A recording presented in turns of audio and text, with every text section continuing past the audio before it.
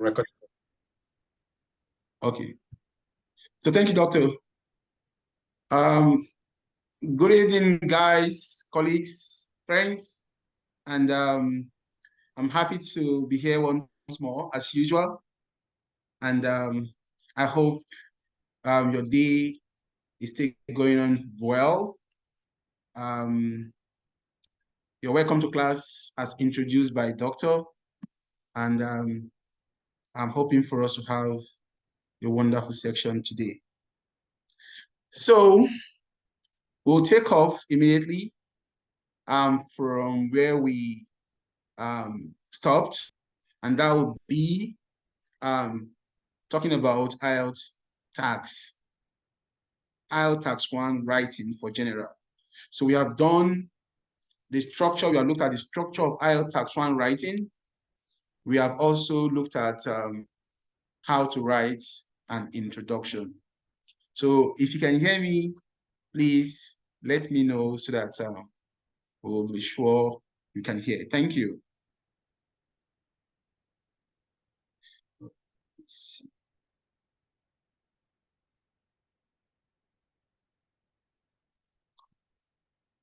Thank you very much, Sadiq Fawaz. Okay, so I think I've gotten responses from you and you can hear. So now let's see.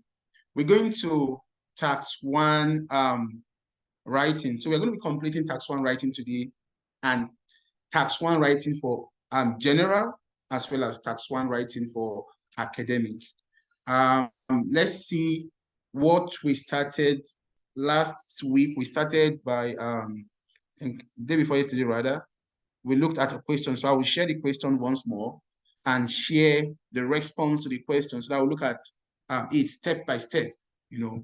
So let me quickly share the question first before we share the response to the question that somebody did. One of you did. So I combined with I compiled this from a couple of you. I think some response I got from you, yes. So let's see if we can share the screen.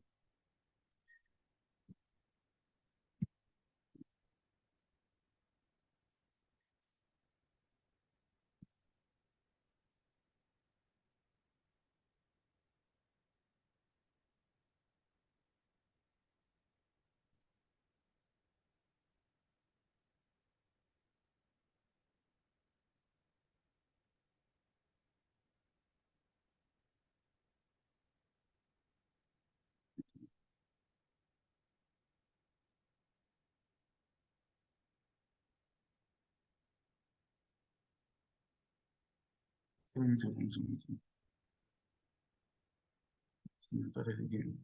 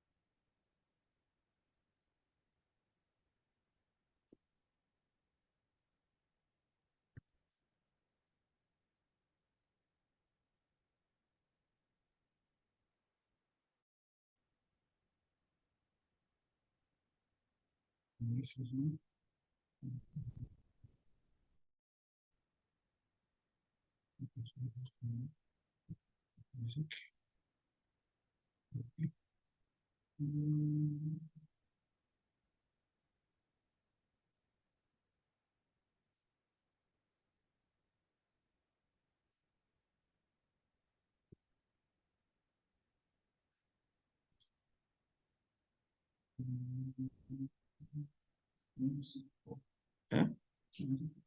Sorry? I'm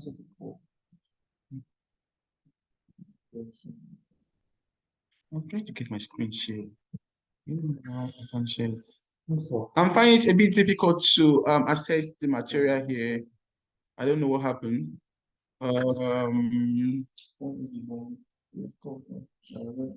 Hold on, please. 1 minute. Um,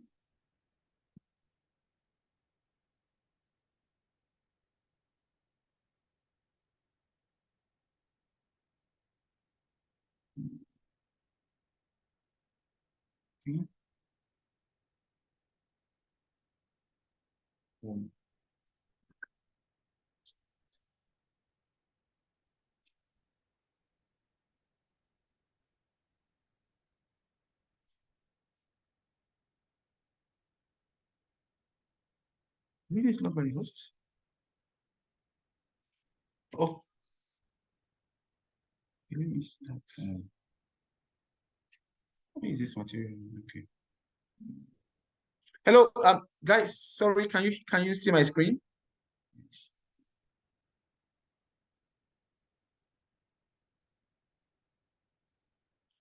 Not yet, sir. Okay. Hold on 1 minute, please. Please, 1 minute. Okay. Let me see.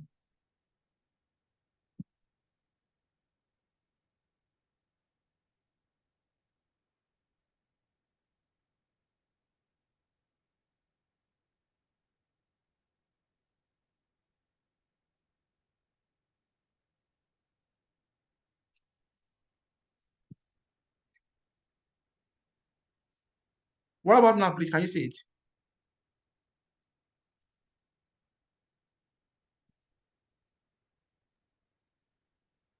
Yes, like you are trying to open a copy of the guide to IELTS. Yes. Oh, great, great. Thank you. Is it showing now, please? If it's showing, let me know, please.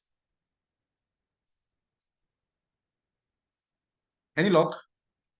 It's still opening. Okay. Wow.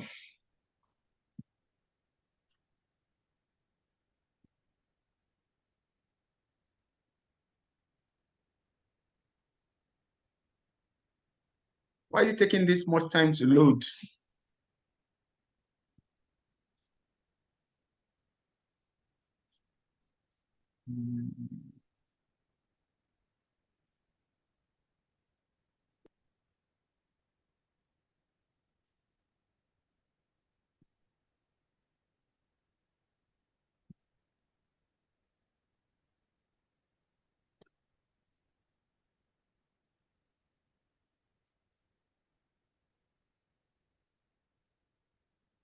Can you hear me?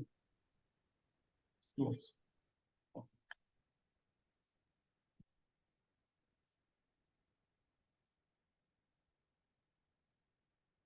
Hello, can you see it?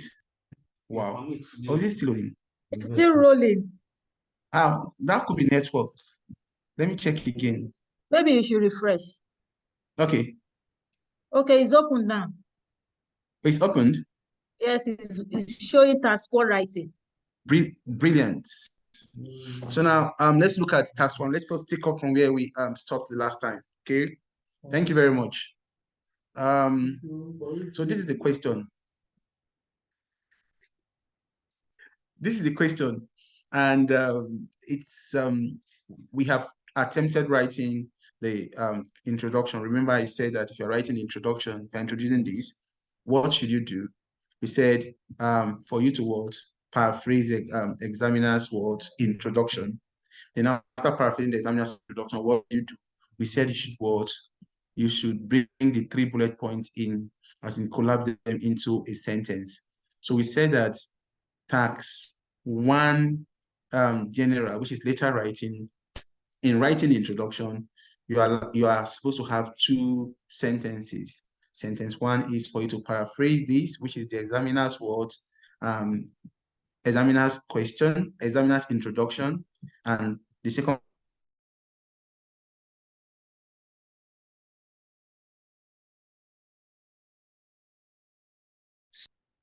So let's continue fast. Let's look at how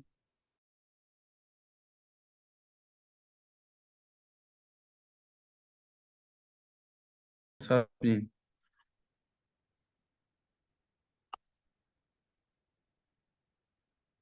Getting a lot of messages here.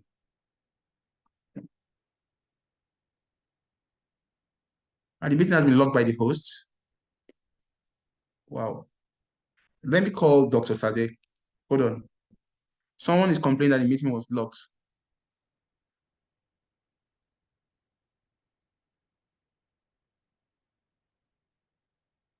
Hello? Hello? Yeah, good evening, please. Yeah, good evening.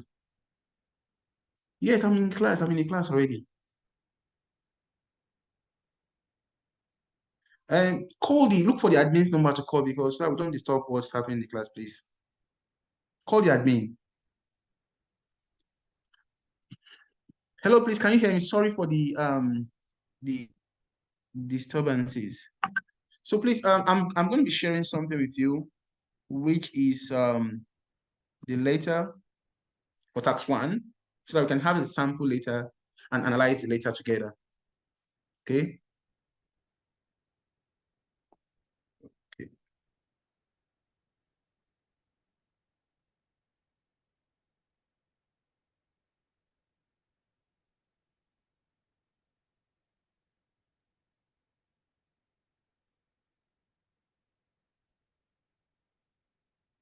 Change this one now.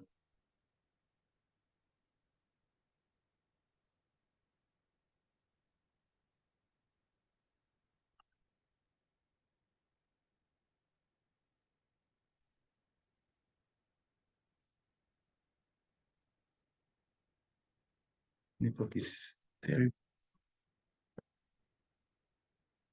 Okay. Sorry. Can you see my screen, please? Hello.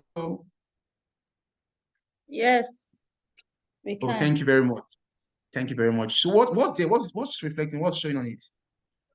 It's still the same writing, task one. Writing tax one. Yes. Okay, thank you very much. Let me see if I can add this into it. What about now, please? Okay, showing the letter. Dear Great. sir or madam. Thank you very much. Okay. Now, we said that if you're writing a letter, you start with dear sir or madam. And this reflects how to write your dear sir. Remember, we said that your D should be capital letter, your S should be capital letter, then the M should be capital letter. Then do not forget to include your comma. Okay. Now, if you go to this question, let's go back to this question and see how we have written our introduction. And see the introduction. I said your introduction should have what? Two sentences. And here we have two sentences. It says, I write to inform you of my intention to discontinue volunteering with Amak local government area, Abuja. In the body of this letter, the role performed will be discussed. Now, this first part, this part is the part that we call what? The examiner's introduction. So what do? You rewrite the examiner's introduction, you paraphrase the examiner's introduction using your words as much as possible. Using your word as much as possible. Now, there's a lot of disturbance here, for goodness sake. I don't understand what's happening. Can you spare me 1 second to talk to, I don't know if Doctor is on call. Let me see if I can talk to him. I'm getting a lot of complaints, feedback from the group that some people cannot access the Zoom meeting. So let me quickly call Doctor and share this concern with him. 1 minute, please. And that's from Omotola alone. I don't know why. Let me check. Okay. This is Dr. Saze.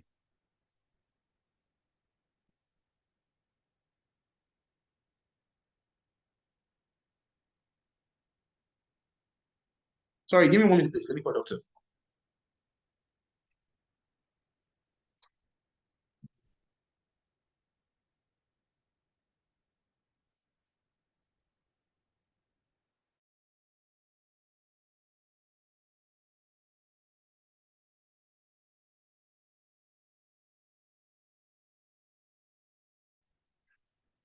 I think if people are complaining that they cannot access, they cannot come in,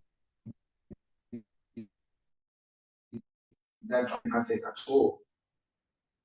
Okay. Waiting, I have talked to doctors. I think we have a technical issue. People can't access the Zoom. So I hope you'll be able to solve it. But those of you that are here, can you hear me? Yes, I can hear you. Yes, I can Okay, hear doctor. you. Oh, thank you very much. So, doctor, some people are complaining that they cannot access. I don't know the reason why they cannot access the meeting. I So don't really know because the Yes. waiting room is not even enabled. Wow. Do we close this and Restart? You want to close and restart? I don't know because let me check the group why they can't join. Yes, because it's actually restricting them. I don't know the reason. Let me open it and let me know why. Okay. Just a minute. Okay, sorry.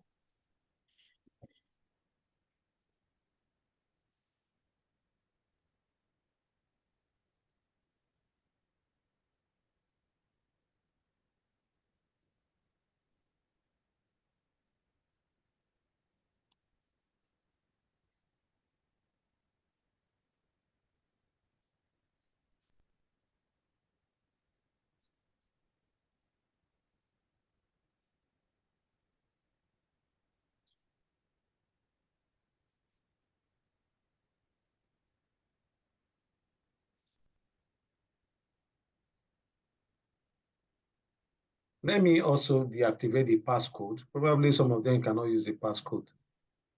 Okay. Let me just go and edit it and deactivate passcode if it's possible. Okay. I can't even edit it anymore. It's too late. Wow. Wow. So the alternative is that I also need to know what they are complaining about. Nobody has said anything. It's saying it has been locked, that the meeting is locked. How can? If the meeting is locked, it means they might not be able to get this access. Meeting has been locked by the host.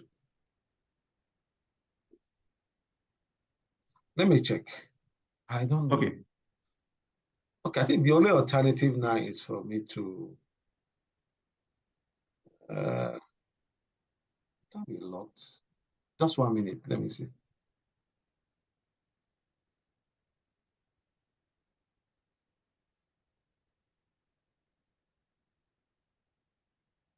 I don't understand why it should be locked.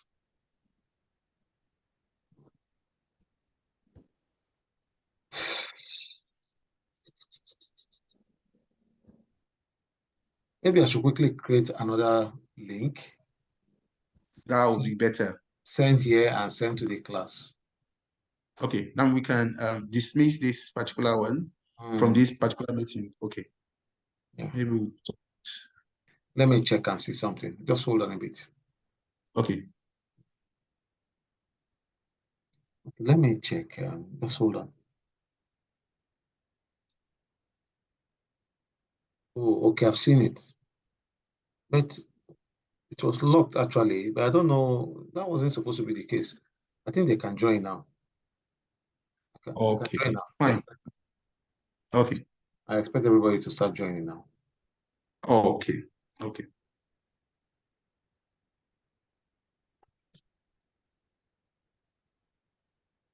Let me send a message to.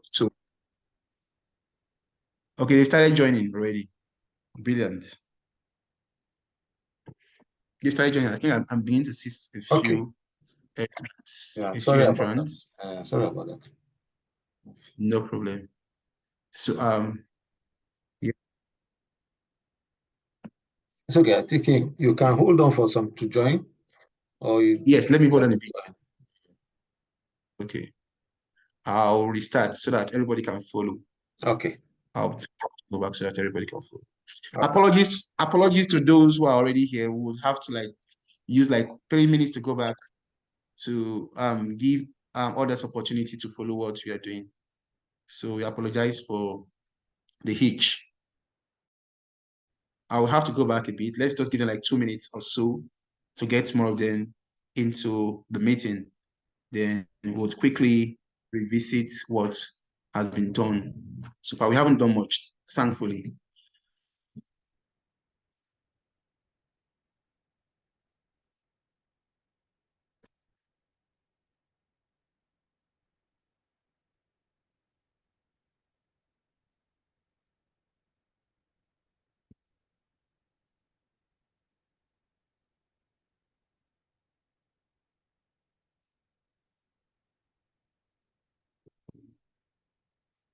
Hello?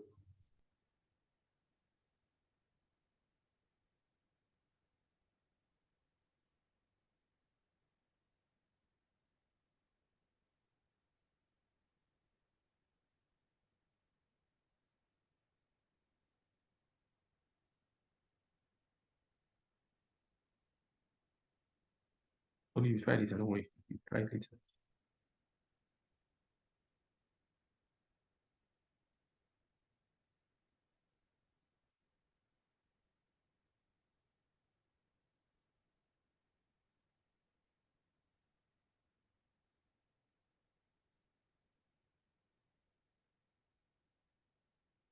Okay, I think that's the entry now.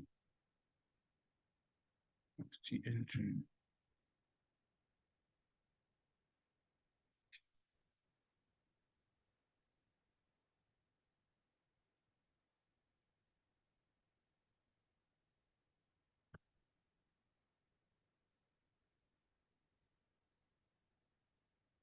Okay, now I think we can start. Want to apologize once again for those of you that were shut out of the meeting for technical issues. We are happy to have you back, to have you now into the meeting. And we haven't done much though. So what we are going to do a quick recap of what has been done so far. So let's see what we have done so far. We started by looking at the question we introduced the last time. The question on page 332 of your IELTS guide. Page 332 of your IELTS guide. I don't know if you can hear me, please. If you can hear me, let me know so that I'll be sure you can.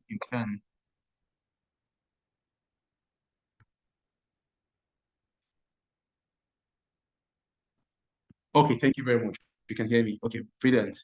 Okay, you're all welcome. So now let's continue. And it's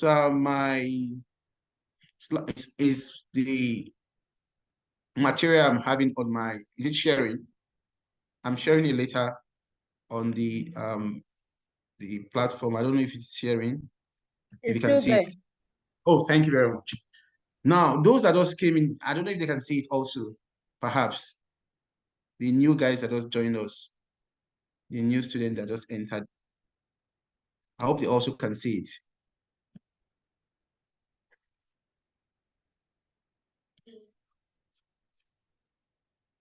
Okay, that's nice. See it, brilliant. Now let's continue then. Yes, we can see it. Oh, great. Thank you very much. So now what we said before we got into the class was how to write a letter, and we talked about the structure of a letter. We said the letter has the salutation, the introduction, the body, the word, conclusion, and the complementary close. So those are the parts of a letter. And we said the letter can be a formal letter, an informal letter, or a semi-formal letter. We gave it the reason why it can be a formal letter or a semi-formal letter. It's a formal letter when they write to a manager or a director or somebody you don't know at all. But when they mention the person's name, it becomes a semi-formal. Now, in the formal letter, you use a salutation of dear sir, or madam. That is the kind of salutation you use. And we have a sample essay here that reflects that. Let's look at the essay. Sorry, let's look at the letter reflecting the question. Question from page what? Page 322. Question from page 322. So we said the salutation is dear sir or ma, and I was saying that capitalize your S, capitalize your N when you are writing. Then after that, we're looking at the introduction when we noticed the challenge. And if you look at this introduction, we said an introduction should have what? An introduction should have two parts to it, two sentences. And the first sentence is what I just highlighted now. The first sentence, the part that you have to bring yourself into the scenario and you are paraphrasing the examiner's words. You are paraphrasing the examiner's words. Introduction. I write to inform you of my intention to discontinue volunteering with Amac Local Government Area, Abuja. So that's your introduction. Then we went to the second part. Look at the second part where you have to collapse the 3 bullet points into one sentence. In the body of this letter, the role performed will be stated. Reasons for taking this decision will be discussed and a possible replacement suggested.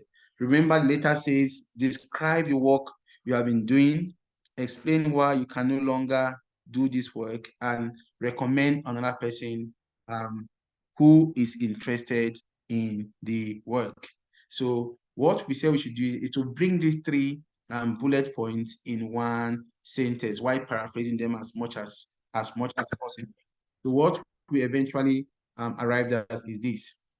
In the body of this letter, the role performed that I performed will be stated, and reasons for taking this decision will be discussed, and a possible replacement suggested. So those are the things that you want to do in the body of the letter as what? Highlighted by the examiner. Those are the 3 bullet points the examiner gave you. You have meshed them into one sentence. So that's what an introduction is. An introduction is for you to what? Paraphrase the examiner's introduction, while bringing yourself into the picture. Then 2, collapse the 3 bullet points into one sentence, as we can see here. I don't know if that's clear enough, please. If it's clear enough, let's share feedback so that I can continue. Thank you very much.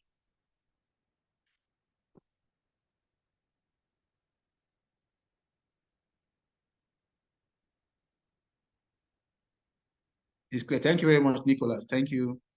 Bukola, thank you too. Oh, Florence, thank you. Thank you very much. So we can continue. Yeah, okay, that's positive. Okay, now let's continue. Let's go to the next part. We are done with the introduction. And after the introduction, you go to the body of the letter.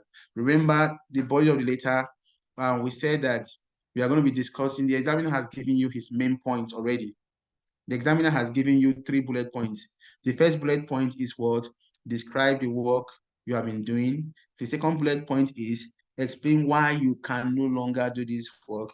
And the third bullet point is recommend another person that can do this work.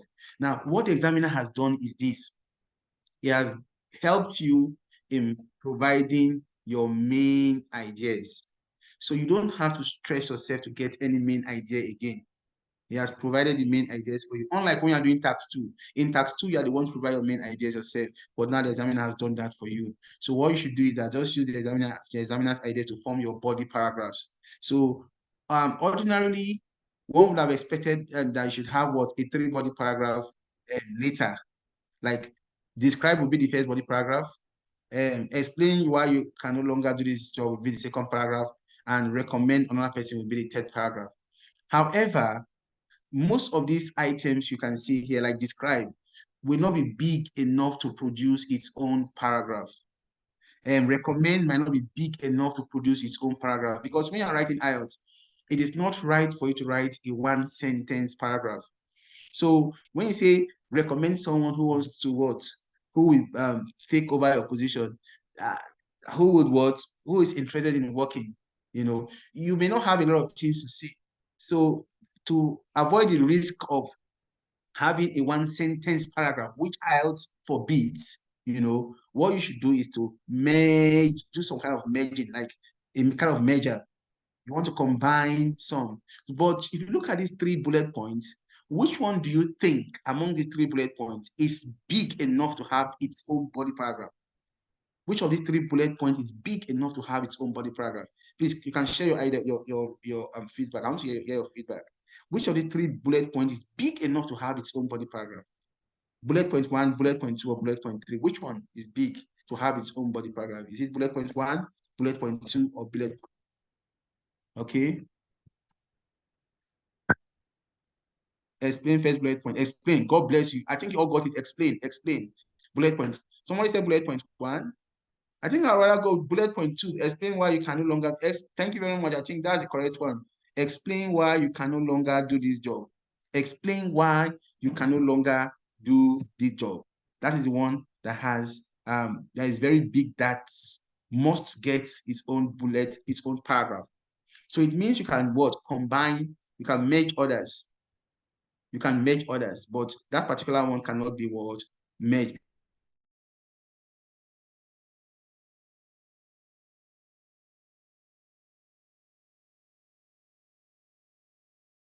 We recommend also is small. So what you can form one paragraph and take the explanation part on its own. Now, for all IELTS tax 1 general question writing, you will always discover that there is one bullet point for explain. On the day you are going to write your IELTS test, you will see explain and others. It's always explain and others. So there will be one bullet point for you to explain, and they will bring other 2 elements to combine with it. So in the wisdom of the examiner already, they know that explain is a big paragraph. Then they cannot give you other 2 paragraphs. So if you wish, you can decongest your paragraph by giving 3 body paragraphs. But if you also desire, if you so wish, you can do 2 body paragraphs. So the examiner will not penalize you, But what I want to say is that whenever you are doing your paragraph, ensure that it is not just words. It's not just I think the reason for living will need its own paragraph. It is not just one paragraph. It is not just what? One sentence paragraph, which I say should avoid. Now let's look at it quickly. We have seen what we have here. Let's go to what body paragraph 1 here and let's see what we. So this is body paragraph 1 in yellow. It says, there are several reasons I wish to discontinue my voluntary service with your organization. Then he went further to give the first reason. First, my husband is relocating. My husband is what? Relocating as a result of the new job he got in the United States. And the entire family will be doing same. So that's the first reason. See, there are several reasons. Look at it, said, there are several reasons I wish to discontinue my voluntary service with your organization. The first one, he said, first, my husband is relocating as a result of the new job he got in the United States.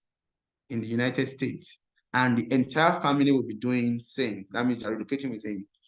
That's the first point. And he did a little explanation on that.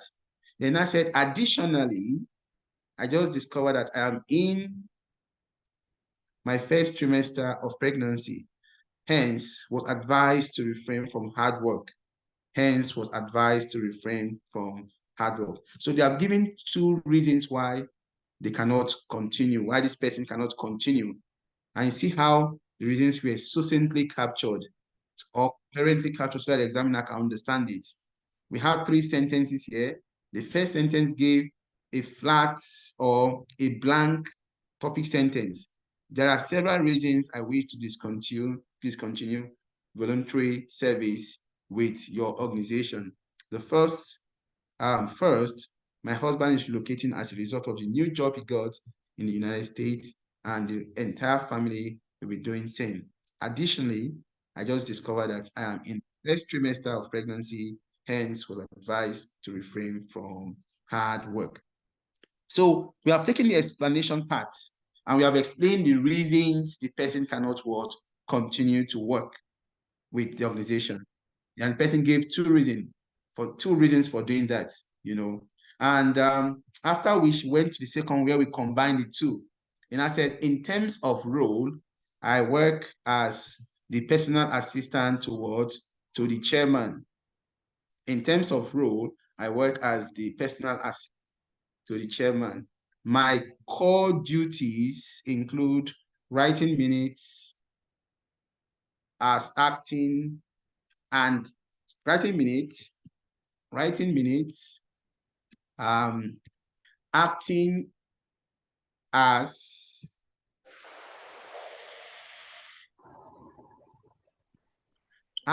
as a middleman between the chairman and those he has appointment with, and handling of requests appropriately.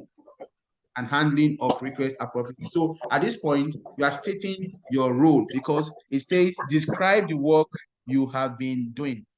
Describe the work you have been doing. So at this point, the person has described. So, David, okay, you want to ask a question? David Bosse, you can ask your question, please.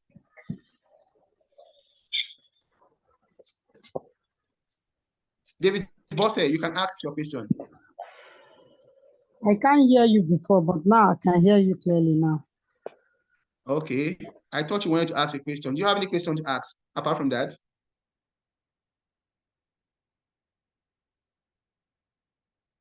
Okay, let's continue. Okay, sir.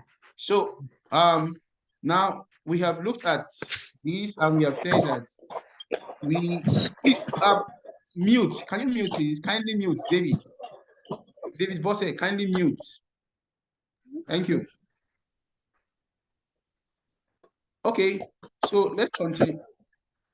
David Bosse, please mute. Just it's disturbing us. The interference from your device is disturbing us.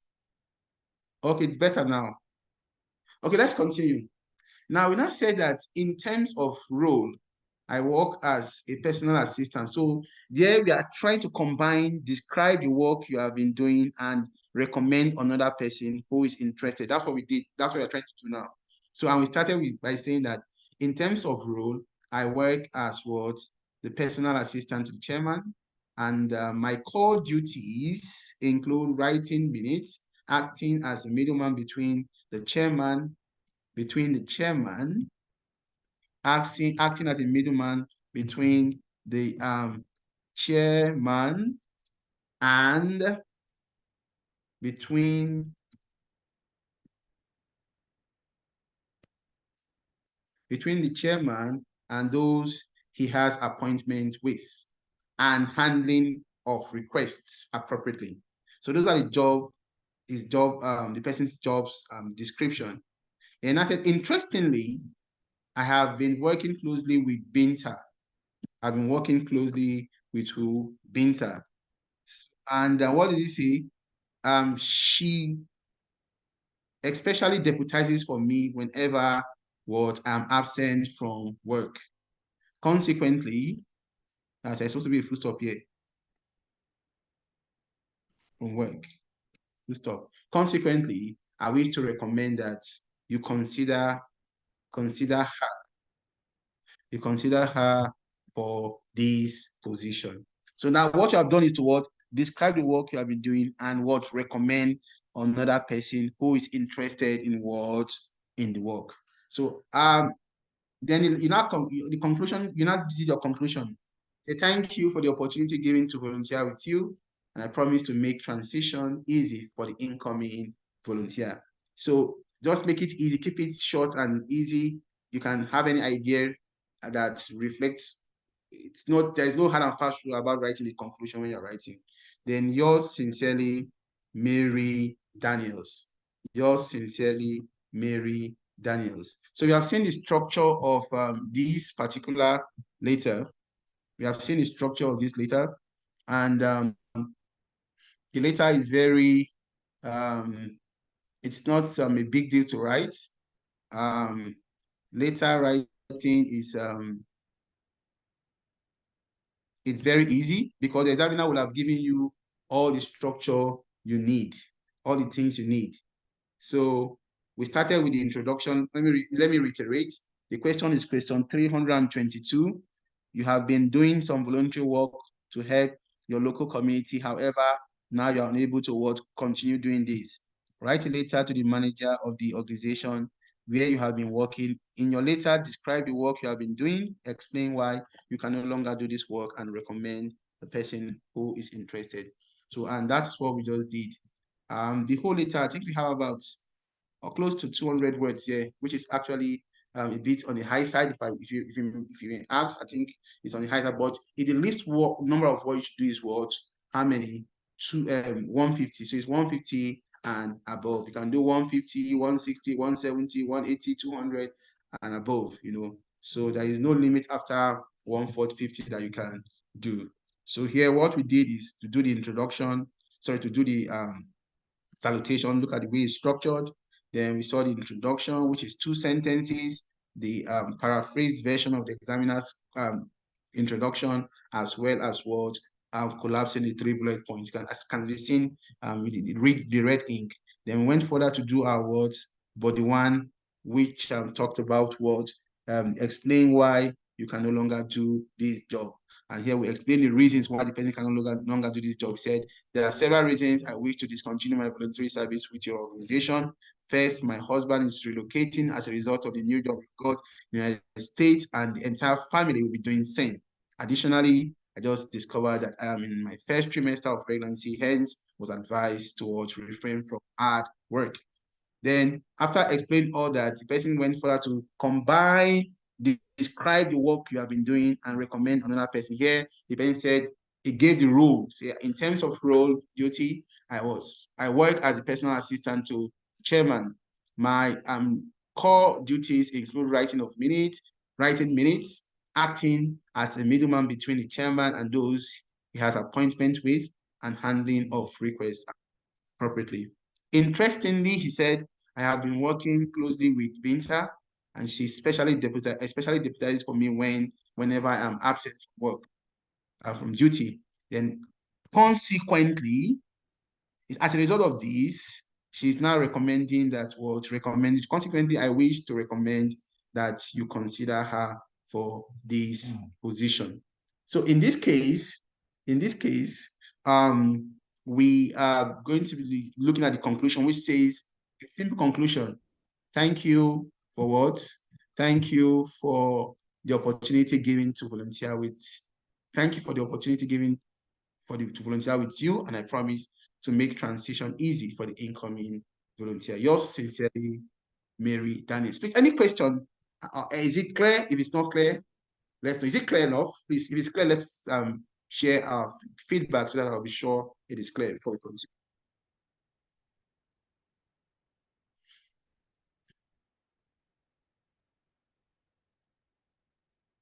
It's clear. Thank you very much. Thank you very much. It's clear. Good evening, Chigozie. Oh, it's clear. Super clear at talks. Oh, thank you. Super clear. Thank you. Sadiq, thank you too. Okay, I'm happy to get the feedback from you.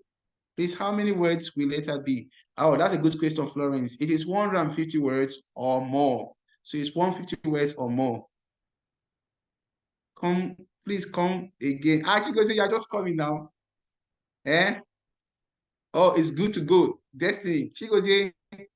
The sample later is there. I will send it on the platform so that you can follow it, okay? I'll have the sample sent to you on the platform so that everybody can have it, okay? Yeah. Thank you very much. I'll send the sample to you on the platform so I can have it. Yeah, it's self-explanatory. Okay, we can continue. Now, thank you very much. Please write as many letters as possible and share with me on my email so that I can give you the feedback. I'll respond to all your messages. For those of you who have not responded to, I have a bulk of work on my emails, as in like in responding to these messages. So I'll try my best possible to attend to all of you in the right at the right time.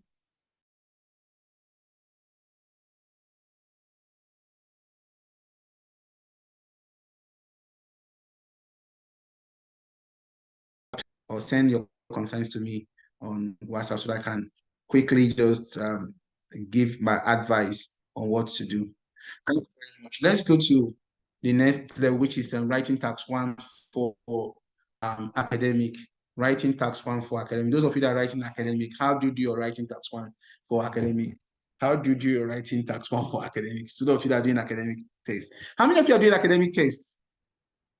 Academic IELTS, yes, academic IELTS. How many of you are doing academic writing, taking the test, academic IELTS? Oh, David, yeah, that's what you're doing. Brilliant, brilliant. Okay.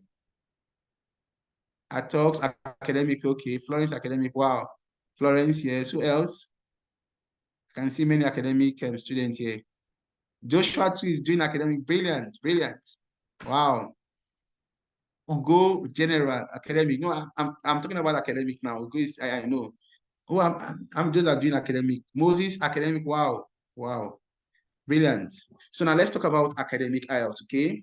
Now academic task 1 is different from yes. Academic task 1 is different from general task. So for academic task 1, the pattern is a bit different because the examiner will not give you any tips, no guide. You know, like task 1 general, they gave you guide, bullet point 1, bullet point 2, bullet point 3. So it makes it easy for you to do. Okay. But for academic, it is not like that. Let's look at the sample questions for academic before we discuss academic. Okay. Let's see. Academic task 1. No, okay. Before we go to that, let's see. Hold on. Okay. So let's look at the copy guide and see a sample academic question.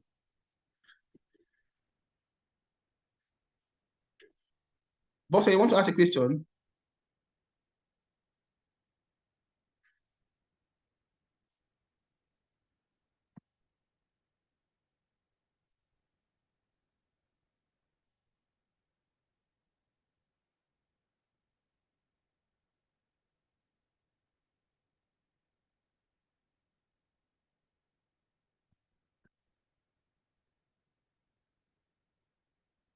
Okay.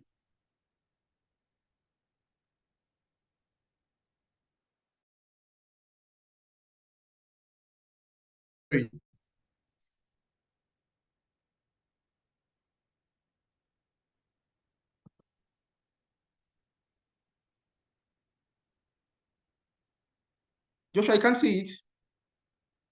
Okay, let me share again.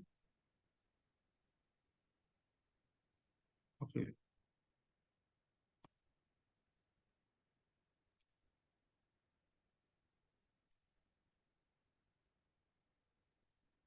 So can you see it now? Yes, sir. Oh, thank you very much. Thank you.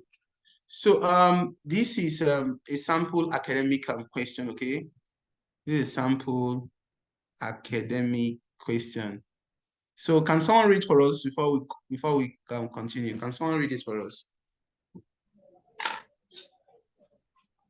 Raphael, you want to help us? You want The to read chart it? below gives information on the percentage of British people giving money to charity by age range for the year 1990 and 2010.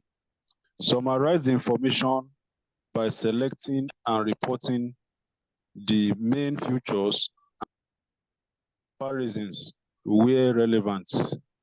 Thank you very much. Thank you very much, Raphael. So that's for task 1 question. Task 1 question are of 3 types for academic. There are 3 possible types of questions they could set. The first type is called, generally it's report writing. They call it report writing. That's what you do when you're writing academic task 1, report writing. Now, for the report writing, there are 3 possible types of reports they could ask you to write. It's either you are doing 1, data analysis, like what you can see here. This is a data. They want you to analyze, to report data, to report this, analyze data and report it. That's the first type. 2, it could be pictorial analysis where they will have pictures and they will ask you to report the picture, you know. They could give you a picture of a place, how it is now, how the place would look like in maybe 10 years, or they could give you a plan of maybe the Lagos airport and what plan they have for the airport in 10 years, what they want to, how they want to reconstruct it in the next 10 years. So they'll ask you to make a kind of comparison between the picture A and picture B, or there could be a picture C. So that's what they call pictorial analysis. You are reporting the picture. Then it could be maybe for you to report a flow chart. A flow chart most times talk about maybe how something is being produced from one point to another point, the stages involved in something, the processes involved in something. It could be how you gather water from the rain and eventually convert it into something, water you can drink, drinkable water, you know, what are the processes involved?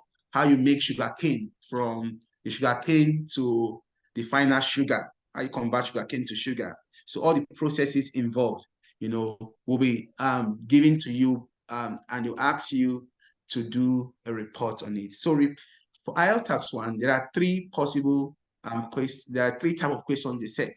It's either you are going to be writing data analysis, reporting data, which is data analysis, or you're reporting pictures, picture analysis, or you're reporting a flow chart, you know, which is called a flow chart analysis. So well, on the day of the exam, they will only give you one. You don't have alternatives. You just pick one. The examiner will just pick any one of this question of his choice, and you'll be asked to answer the question. So that's why it's good for you to be prepared for all to know how to answer all the questions, regardless of whether it's about data or non-data, whether it is flowchart analysis or maybe pictorial analysis, okay? But the most difficult of them is the data analysis, where they'll use statistical tools like maybe pie charts, histogram, maybe tables, like the one we can see here. This is a bar chart. To capture information, and they'll ask you to what? Report the information. So now what happens basically in tax 1 academic is for you to report something. You are converting data into words. You're converting this, you convert what you can see here, these pictures, into words, or the stages on the flowchart, convert them into words and reports, you know. So that's what they want you to write a report on whatever is given to you. Now let's look at this. For example, we have these bar charts before us. And who can tell me what, in one sentence, who can tell me what this bar chart is about? Take your time to articulate your sentence very well. Who can tell me what this bar chart is about? What is it about? What is it telling us? Sir, please, where can we find it? Oh, page. I've sent the material. You have the material. Hello? Yes, sir. Yes, sir. Okay, go to page 171 of the book. Page 171 of the book. Page 171 of the book. Are you following, please? Did I answer your question, Raphael? You were the one that asked the question. No, sir, I'm not the one. Okay. You can find this question on page 141. Okay. Now let's look at it. I don't have the book, sir. Sorry, sir. I don't have the book. Okay, I'll send the book immediately after the class. I'll resend it. It's been sent, but I'll resend it for those of you who do not have, so that you can have it here. So yeah, and bless you too. So okay. So, Chinwe, I'll send the book again. Now let's continue. We are looking at this question. Now, how do you answer your tax 1 question? What is the structure of a tax 1 question? The tax 1 question will have introduction, body, perhaps conclusion. Introduction, body, perhaps conclusion. So those could be the 3 parts of a tax 1 question. But I asked a question just now. I don't know if anybody has answered that question. I said, look at this bar chart in 1 sentence. Summarize this bar chart in 1 sentence. Everybody should give that a try, you know. Summarize this bar chart in 1 sentence. I want to see who will get it and who will be the fastest to get it also. It analyzed amounts of expenses made between the 2 years. Brilliant, that's a nice one. The bar chart is a report of charity given by the British community age range. That's nice, felicitas. Good attempts, brilliant attempt. I like your attempts. Who else? Please be responsive so we know whether you are following. The bar chart is a report of charity given by the British as per age range. Age groups that donated most to charity is 1990, in 1990 and 2010. Moses, age groups that donated most to charity. All of you teach very well. I'm glad for you. Okay, that's nice. That's nice. Analysis of British charity by age group. Okay, you all did well. That's brilliant. Brilliant. Brilliant. So let's look at it. Now, if you're writing your introduction, how do you write the introduction? Let's start with the introduction. How do you write the introduction? But before we even start at all, I want to say something that is very important. Please be attentive. The examiner, for a tax 1 data analysis, we have the data analysis that would ask you to address one issue, and the data analysis that will ask you to address 2 issues. We have data analysis that can ask to address 1 issue, and data analysis that can ask you to address 2 issues. Are we following, please? Okay. We have data analysis that can ask to address 1 issue, and data analysis that can ask to address 2 issues. So, but we are going to be looking at data analysis that has to address 1 issue today. And on this basis, the format is introduction. Who is Abolo Heli? Someone's audio is on and it's interfering. Kindly mute. Sorry, let me check, sir. That could be Abolo Heli, if I'm not mistaken, or Raphael Ogunfolajimi. Let me. Either I'm Raphael trying. Ogunfolajimi or Abolo Helen. Please kindly. It's not Raphael. Ma? Oh, it's Apollo. Sorry, I'm putting up now. Okay, thank you very much, Abolo. Okay, now let's continue. For tax 1 academic, let's look at the introduction. What should form the basis of your introduction? I said something. Let me repeat that thing I said. It's very important. So I said that it is either the examiner is giving you a question that has 1 issue or a question that has 2 issues. I will show you both before we continue so that you will know the difference between the 2 under data analysis. And these days, examiners even prefer to give you a question that has 2 issues than the ones that have an issue. Because the ones that have 2 issues are more technical. And they discover that students have more difficulties interpreting questions that have 2 issues than the one the questions that have 1 issue. Now let's look at this question. Let's read this question and see whether it has 1 issue or 2. Now the question says, the chart below gives information on the percentage of British people giving money to charity by age range for the years 1990 and 2010. So what it's saying is that it is just talking about British people and how they donate money to charity by their age distribution in those years. So that's what it's saying. How they give money, how they donate money to charity. That's what it's saying.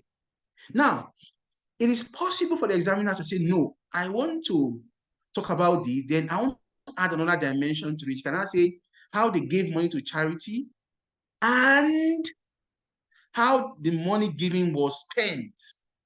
So they will not give maybe a pie chart that is showing how the money was spent. The examiner will not just stop at giving you the bar charts that is telling you how the money was given to these people. It will go further to give you a second dimension, which is how the money was spent, and it will now represent it with another statistical tool, perhaps a table or maybe a pie chart. Let me show you a good example. Maybe if you can follow me to page, let me show you the page. Hold on.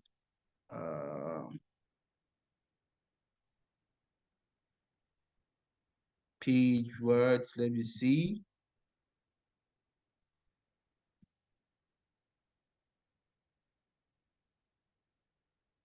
Okay, excellent. This is a good sample question. Yeah. Can we see it? Tax 1. Great.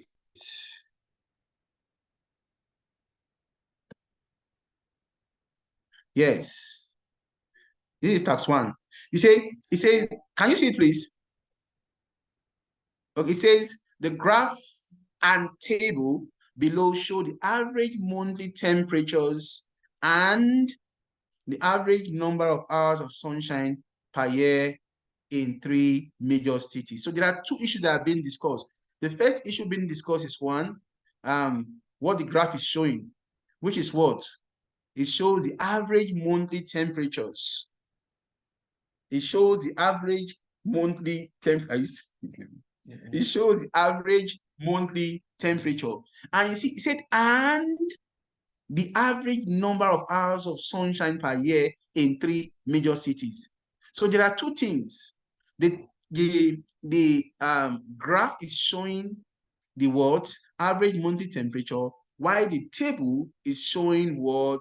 The average number of hours of sunshine per year in 3 major cities. I don't know if you understand the difference between. So I don't have them. I will send the material to you after the class. Yes, Sadiq, you're right. 2 issues. Yes, I agree with you. Page. What page? Page 188. Somebody say 188. I don't know. Let me check. 189. 188 or 189. Either it's 188 or 189. You see it there. But can you see it here, please? I guess it's clear here. Okay. Now let's see. This is a sample question that has 2 issues under data analysis. So what I'm trying to say is that under data analysis is that either the issue you are having 1 issue or what you are doing what a 2 issue kind of what question. Are we following? If you are following, please say, let me know, give me your feedback so that I can continue. Okay, thank you, Motola. At talks, who again? There's only 2 people that are following. Moses, thank you. You're following. Who else? Ugo is following too. Go, brilliant. Most of you are following. Yeah. Okay, now let's continue. So now this is a sample question that has 2 word issues, and this kind of questions are actually a bit more technical than the ones that have 1 issue. Are we following? Now let's go back to the one that wants, because we have to crawl before we walk. So we don't start with this and it will now be counterproductive. Let's learn how to work. Let's start with the 1 issue kind of question before we go to this kind of questions that have 2 issues, a bit more technical. Now let's go to the one back to 171. Now that we have known the difference between a question that has 1 issue and a question that has 2 issues on them. You understand it? Okay, 171. I hope I've not passed it.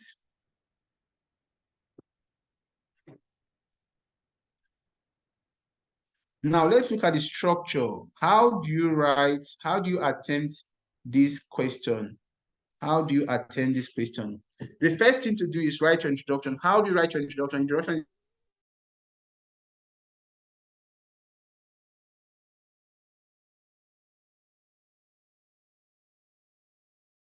examiner's question. It is that simple. The introduction is to paraphrase the examiner's question. And what does it mean to paraphrase the examiner's question? It means for you to rewrite, to restate the examiner's question as much as possible, in such a way that the idea remains the same, but you may have changed the language. Sorry, the language, the words, But mind you, if you are paraphrasing, sometimes it's not everything that should be changed. There are some things that are difficult to change, especially things that are forming the crux of the discussion. They call them concept nouns that are the basis of generating the question. Leave them the way they are so that you don't go and change it and eventually you are changing the entire question. So leave those information the way they are, do not change them. But the things that are content nouns that are changeable, you can change them when you are paraphrasing. So all of us know how to paraphrase now. I think we have been paraphrasing. We have become masters in paraphrasing. So what we are going to do now is to paraphrase this. And what are you paraphrasing the examiner's question? What's the examiner's question? The question says, the chart below gives information on the percentage of all British people giving money to charity by age distribution for the years 1990 and 2010. Let's go. So let's see who's getting the paraphrasing first and who's going to get it right first, you know. So do the paraphrasing for me. I'm waiting. David Bosse, I haven't seen your paraphrasing. Please, I want to see your paraphrase version of this. David Bosse, I want to see your paraphrase version of this. Please, kindly show us your paraphrase version. Okay.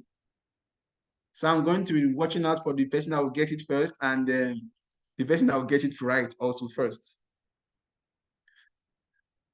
Paraphrasing means for you to restate it. So restate the examiner's question, which is the chart below gives information on the British percentage of British people giving money to charity by age range for the years 1990 and 2010. Any paraphrase version yet? Where's yours? Any paraphrase version yet? Why is it taking you full eternity to paraphrase this? Eternity. This is actually quite simple.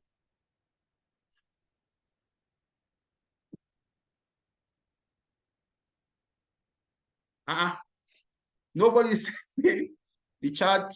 Thank you, Sadiq. Chart shows the charity given by British people 1990 to no, not to. If you say 1990 to 2010, it means 1990, 1991, 1992. That is not what the examiner says. 1990 and 2010. Okay, Sadiq.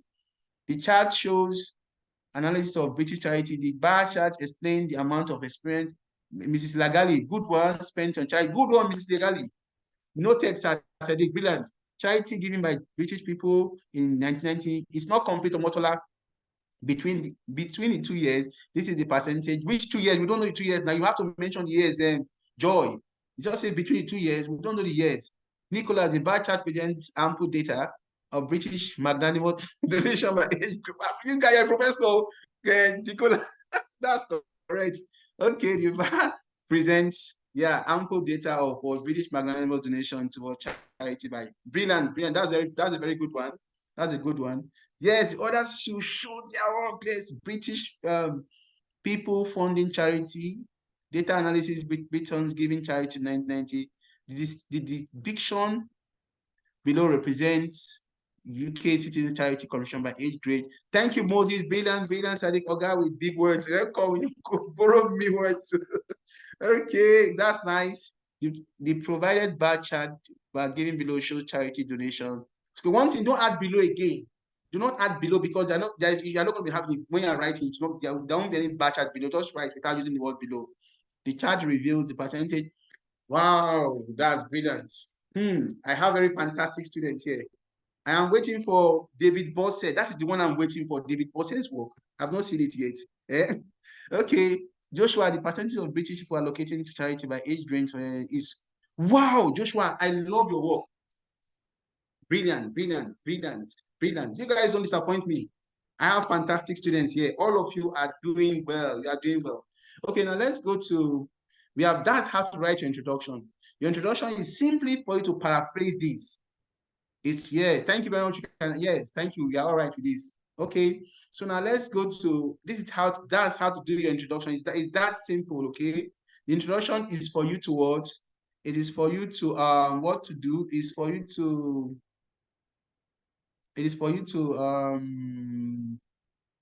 paraphrase. And that's what forms your introduction. It's that simple, okay? Yeah. So, let's see. Hold on.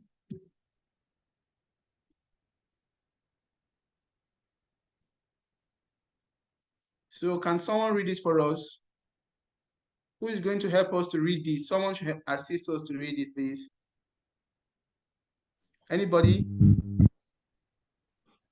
The bar chart indicates data on how British people donated financially to charity by age distribution for the years 1990 and 2010. Okay, thank you. I think something like this will suffice to complement the beautiful work that you people did also. So something like this reflect. Thank you very much for that reading there. So the bar chart indicates data on how British people donated financially toward charity by age distribution for the years 1990 and 2010. Okay, that's the introduction, and that forms the introduction. So simple. Now let's go to the body paragraph, the next part, the next paragraph. The next paragraph you are going to go to is called overall statement. It's called an overall statement. Overall statement. That's the next paragraph. Can you write it if you can hear me? Write it. Overall statement. Let me sure you got that. The next paragraph is overall statement. Overall statement. Overall statement. Overall statement. Okay. Overall statement. Yeah, thank you very much. Thank you, overall statement. Brilliant, brilliant. Yeah. So now let's go to our overall statement.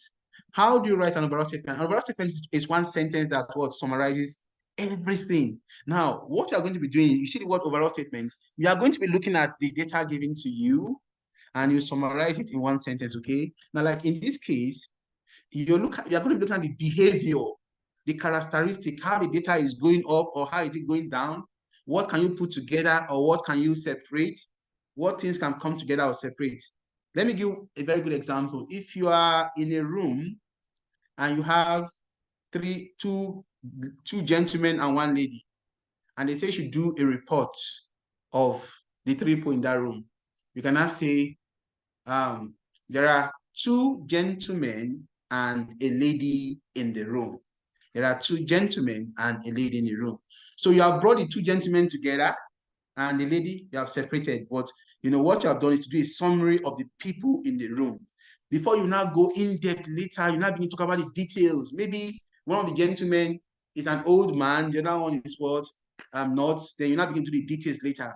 But what you have done is to capture a summary of the people in the room, and by saying that there are two gentlemen and a lady in the room. Are we following? So now, and that is what the examiner is saying. Look at what the examiner says here. Look at it. It says, summarize the information by selecting and reporting the main features and make comparison where relevant. So how do you write? First, the examiner knows that it is impossible for you to capture everything.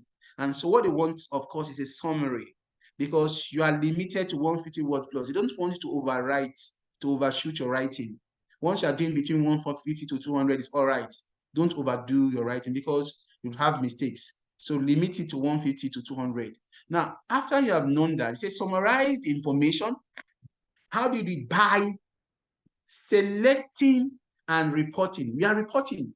How do you report? You report by selecting the main features, the main characteristic of data, the main behavior of data, and make comparison where relevant. And that's why I said that if you are capturing data, group and regroup. Bring the things, the characteristics that have commonalities, the things that have differences, you know, so bring things together that have the same and report them together. Separate, you know, the ones that have different, so that it will be easy for you to capture your data. That's what they're saying here. Summarize the information by selecting and reporting the main features. So it's not everything that you're going to be discussing when you're reporting. There are some things that are not important, that shouldn't come, that should not appear in your discussion. Then that's it. I'll make comparison.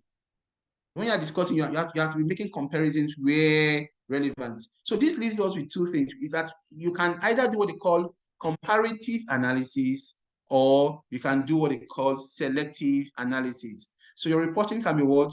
Comparative analysis report or selective analysis. You are doing a selective report or selective reporting or comparative reporting. Comparative reporting is when you are regrouping data for the purpose of discussing them under one body paragraph. Then selective is when you are picking one and you're reporting. Like what I said, you have three people in the room, two ladies, two gentlemen and one lady. You now said, in this room, there are two gentlemen and one lady. So you now go to body paragraph 1. Body paragraph 1, you discuss the gentleman in body paragraph 1. You go to body paragraph 2, you discuss what? The lady alone. I don't know if that is clear. Please, clear. Let me share your feedback. And I think someone is raising, Christiana, you are raising your hand. You want to ask a question? Please ask a question.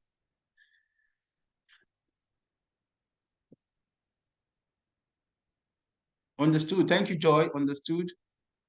the charity donations. Somebody still writing Etiwade. Joy, you want to ask a question? You can ask a question, please. Christian, Christian, is it Christian? Christian Galazi, you want to ask a question? You raised your hand. Do you have a question to ask, Christian? Okay, so let's continue then. So please, if the last thing I said, if it's clear to you, please let me know. If it is not, so that I can explain. I should repeat Chidi Igwe. I should repeat, okay. Not clear. Abolo said not clear. Oh, wow.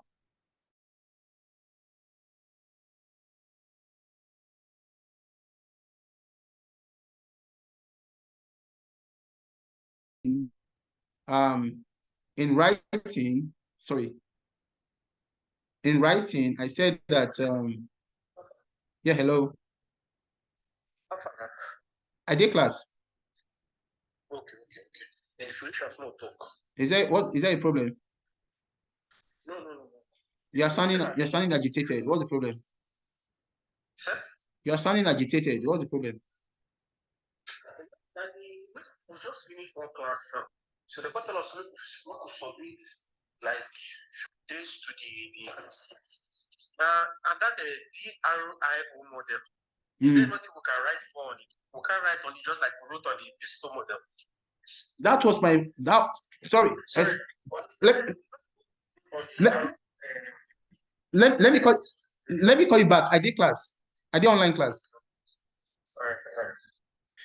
All right. Sorry. I was supposed to.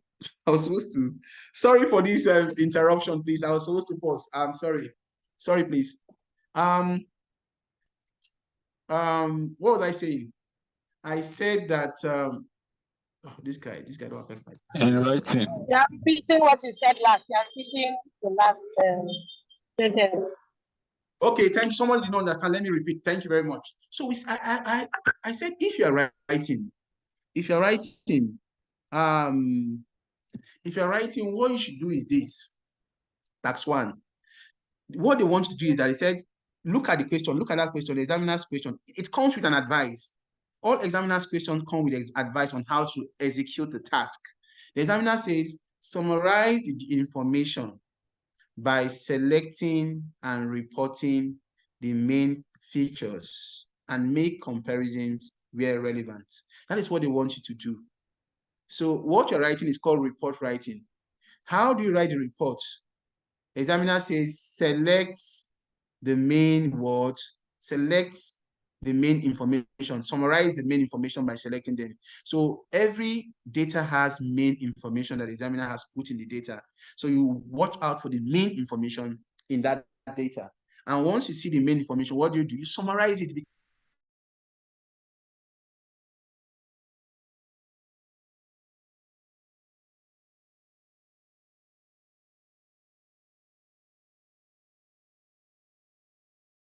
And doing that, there are times you have to make comparison between the behavior of data. How is one data related to the other? What is rising together? What is falling together? You know, what are the characteristics of data? What can you bring together? What can you separate and report alone? Can you combine some things and report them in one paragraph? So those are the questions you ask yourself. But that has to do with how the data is behaving. Now, if you look at this particular data we have before us, we can see that for this data, I hope all of us can see the, what they call it, the board, So what the data is doing, look at the data. The data is, the data has, how many? It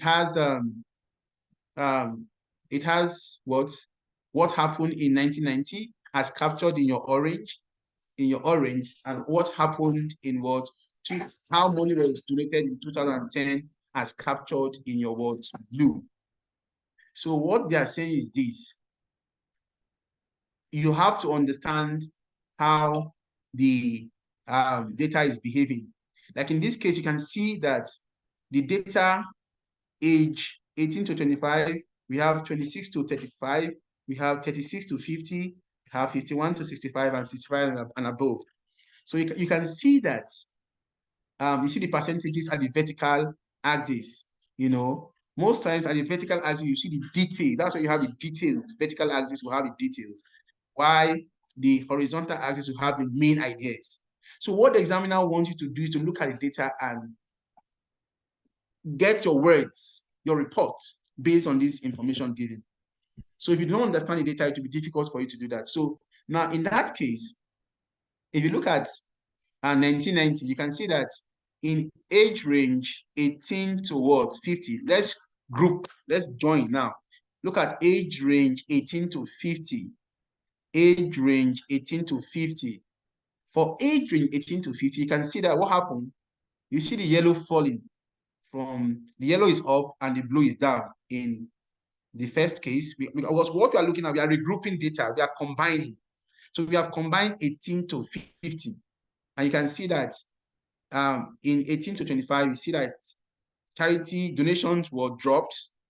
The same thing happened 26 to 50, it dropped. And the same thing happened in age range 36 to 50, it dropped.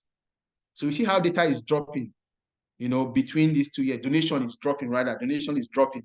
So between these 2 years. In 1990, donation was high in 18 to 25. But look at it, it drops in 2010, which is blue.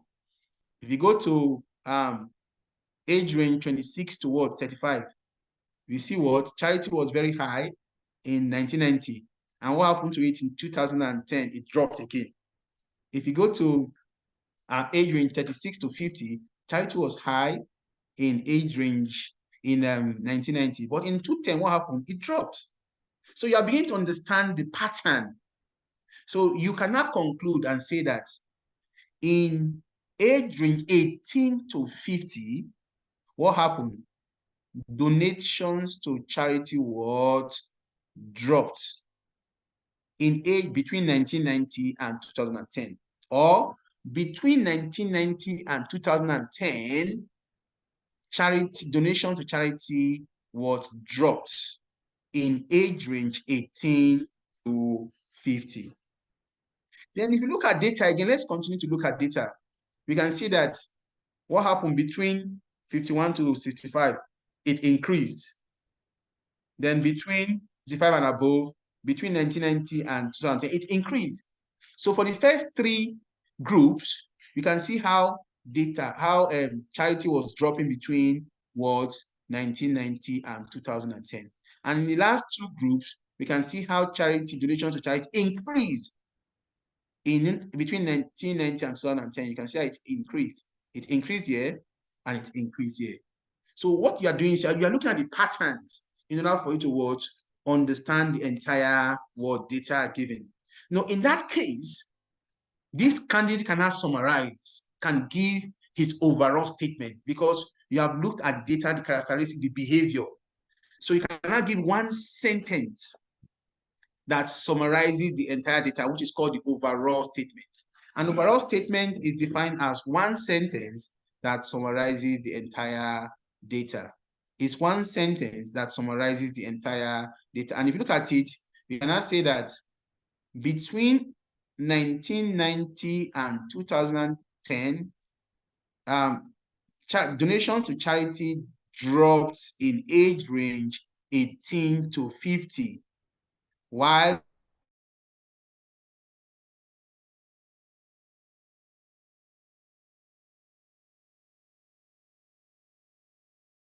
in one sentence, you can say that between 1990 and 2010, donations to charity dropped between age range 18 to 50, while the reverse was the case between age range 51 to 65 and above. Ask a question, please ask your question. Thank you. Okay, sir. Sorry to cut you short. There is something I want to say. You said between the years. I think it's from year 1990 and 2010. Is it between the year or year 1990? Years, not between. In year 1990 and not in year 1990 in years. Yes, I get that. But you are saying between the year 1990 and 2000. And I feel that it should be that between the age range 18 to 25, the first three ages, that is 18 to 50. That's 1990. People gave a lot of money in 1990 and they didn't give so much in year 2010. And that's what yeah, it can be. There are 2 years now. You know, we have established in our introduction that in these 2 years. So it's Okay, between the 2 years. so we can still say between the years, right? Yes, yes, because we have only 2 years. We have established in our introduction that in this year and this year. So now it's between, it's just between these 2 years now. Okay. So when okay, you say between these 2 years, because that means this year, what you are doing is a comparative analysis between this year and this year. So, or you can say in this year and this year if you like, to okay, be more certain. You know, when somebody says between the year, it could be like between the year 1990, that's 1991 till 20. Yes. You know, that was what we established that in our introduction. That's a very good observation. We know we established that in our introduction. That you should be mindful not to say between. We say in these 2 years. Yes, or for these 2 years. So you can also use that if you want to be much more coherent. But if it has been established already, then I think the examiner will take a clue from that and also follow your but it's a very fantastic it's a very fantastic observation, you know, so that for those people that are not following, they should know it's between those 2 years, this year and this year, or in those 2 years, or for those 2 years, okay, 4 years, and for years 1990 and 2010, you know. Are we following? So what we are saying is that for these 2 years now, what happened? But since we are saying we are trying to do a description of what happened, we cannot say in years, between or comparing year 1990 and 2010. This is what happened. Comparing 1990 to 2010, you know, age 18 to what? 50 had what? Decrease, while the reverse was the case for age 51 to 65, or age 51 to 65 experienced what? A reverse trend, if you like. Do you understand it? So that captures the entire information on that. So now, let me tell you something that is very important, please. In generating your overall statement, it's not enough to say I've gotten my summary that summarizes the entire detail. You also have to what? You also ensure to have at least two what? Perspective. Or those two perspectives will form your main idea one, main idea two. Because what we are saying is that charity drops, charity what? Donations to charity drops in between, I'm thinking about between that charity donation to charity dropped, comparing 1990 to 2010, or between 1990 and 2000, between 1990 and 2010, or between the year 1990 and the year 2010, you know, and you say it dropped between the age of what? 18 to what? 50. Why? There was a reverse trend in 51 to what? 51 to 65. So we have gotten two main ideas. The first main idea is to compare what happened between how charity was dropped in these 2 years, between 18 towards 50. That is main idea one. Then how charity increased between what? These 2 years, that becomes main idea two. So you should have, while you are doing a summary, ensure to what? Create at least two distinct main ideas that would form the basis of your body paragraphs. That will form the basis of your words for writing your body paragraph. I just logged in. What page? What page is this? Page what? 171, please. 171. Actor said 172. Okay, thank you very much for. I can't hear you, Joshua. I am not seeing the screen, Florence. Okay, is that a challenge everyone is facing? Can anybody see my screen? Hello, can anybody see my screen? Yes. So I am okay now. Okay, fine then. Fine. Yes, I'm seeing the screen, but I'm seeing the screen. Great. Thank you. Okay, let's continue. It seems all of us can see it. Okay. Now let's continue. So we have done that overall statement. So I want you to give me your own overall statement. It is not just one way. There is no one way to doing an overall statement. There are different ways of doing an overall statement. You could capture an overall statement in different ways. This is what this author can see. Perhaps another author can see something else. Maybe an author, we can have like 3 other ways of saying this overall statement. So let me not exhaust all the ways of saying this. I want you to try. I'm expecting them now. Thank you. Wow, my internet is unstable.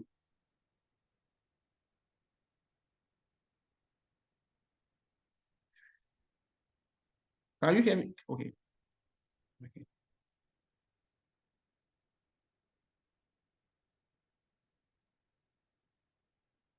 There was a reverse trend between ages 51, 65 and above years. Can you recap? Okay. Child donation of people in age grade 18 to 50 is large compared to 51. Yes, that's brilliant. In Madiwe, now use child donation is when age grade 18 to 50 is large. Are you sure? Okay, when you say 18 to 50, now say apparently or seemingly large. Don't be too sure. So Emma, the way say it's seemingly large. I will agree with you if you say it's seemingly, okay? Do not be, or say apparently large. If you say apparently large, no sound anymore. Wow, you can't hear me? You can't hear me. Please, if you can hear me, let me know. You can give me a feedback on the message platform to be sure you can hear me. I can hear you. Thank you very much. You can hear me. Brilliant. Let's continue then. Seems a lot of people can hear me. I can hear you. Brilliant. Thank you very much, Motola. So let's continue. So I'm waiting. I can hear you loud. Oh, great. I can't see your screen, sir. That could be a network from, I don't know why it's so from your own axis, from your point. So I await your, okay. Where is your, I want your responses, please. I want your responses on the overall statement. Please give me an overall statement that summarizes the entire, only one person has given me so far. Give me an overall statement that summarizes the entire words, that summarizes the entire data, and that should have 2 main ideas at least.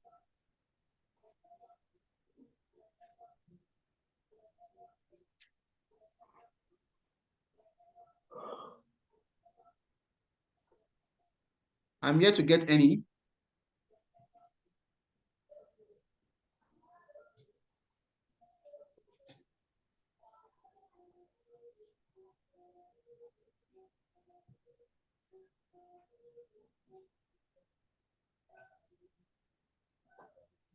Okay.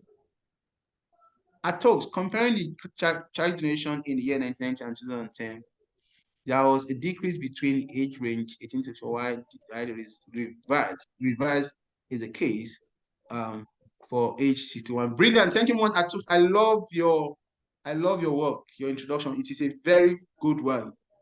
Good. Atuk, keep it up. Bravo. Comparing the words Abalu. There was an increase in charity donation between 51 age cities and above, while reverse was the case between. Brilliant. Yeah, there was much donations in 1990 between age range 18 to 50 and less donations 2010 for the age range 45 or 45, 60 and above. Okay, Ms. Legali is good, but a bit unclear towards the end. a bit unclear towards the end, you know. So I want more responses. Please flood this place with your responses. Those of you that are not writing, it's not nice. Please be active so that we can know whether you are following or not. It will make us to incorporate your strengths and weaknesses in what we are doing. If you don't write, we won't know. And those of you that are writing, it's actually good for you because it boosts your confidence. So there was a steady increase in charity funding in 1990 across. Comparing the trend, there was an increase in contribution in 1990. All of you did very well. That's nice. Those of you that attempted, I love your responses. The reason I love your responses, let me tell you the reason. It's not only because they summarize, they gave an overall perspective, but because they had two perspectives to them. Those perspectives that will form main idea 1 and main idea 2. Like this one now, Moses says, comparing the trend, there was an increase in the contributions in years 90 and what to 10 for the age range 18 towards 25. As for age range, first main idea from the second main idea. Brilliant work, Moses. So, and all of you did very well. So the essence of an overall statement is not just to summarize it, but why summarize it? Ensure to capture two aspects, two main ideas, because you'll be needing them when you proceed, when you're going to be writing your body paragraphs. Are we following? Good. Let's continue. If it is clear, thank you for those that contributed. Those of you that are not contributing, please endeavor to contribute. It is important for your own benefits. Okay? Okay, now let's look at it. Is it clear enough? Please, if it's clear enough, let me hear your opinion before we continue. Kani, I can see your work. There are other perspectives to this apart from the one we saw. There are other perspectives to this apart from the one we saw. If you look at the data again, we have the data. We can. Somebody can say that if you see 1990, can you see 1990? For 1990, you see 1990. Someone can say that donations to charity in 1990,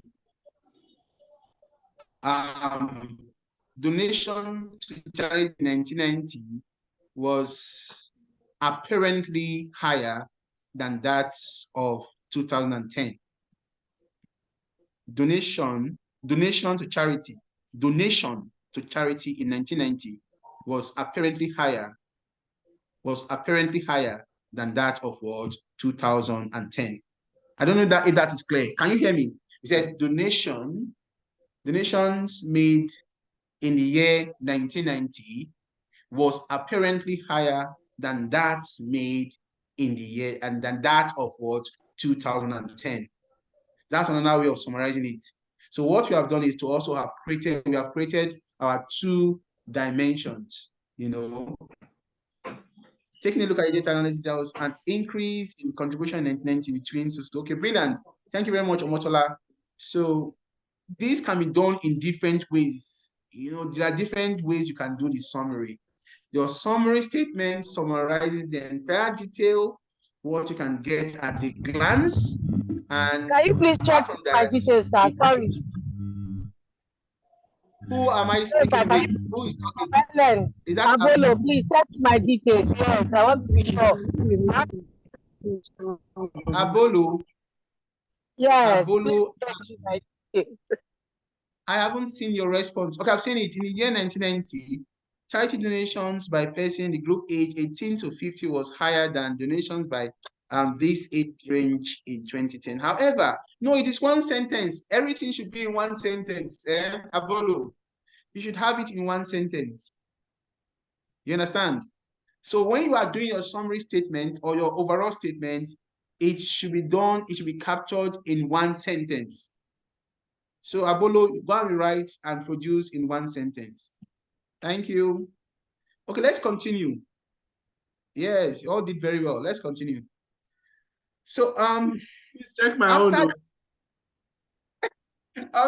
you. I've seen it. I've been posting it since you've been jumping it. Chidi, you have come again. Have you? Yes, seen it, Chidi. It's good. So let's go. Let's continue, Chidi. Let's continue.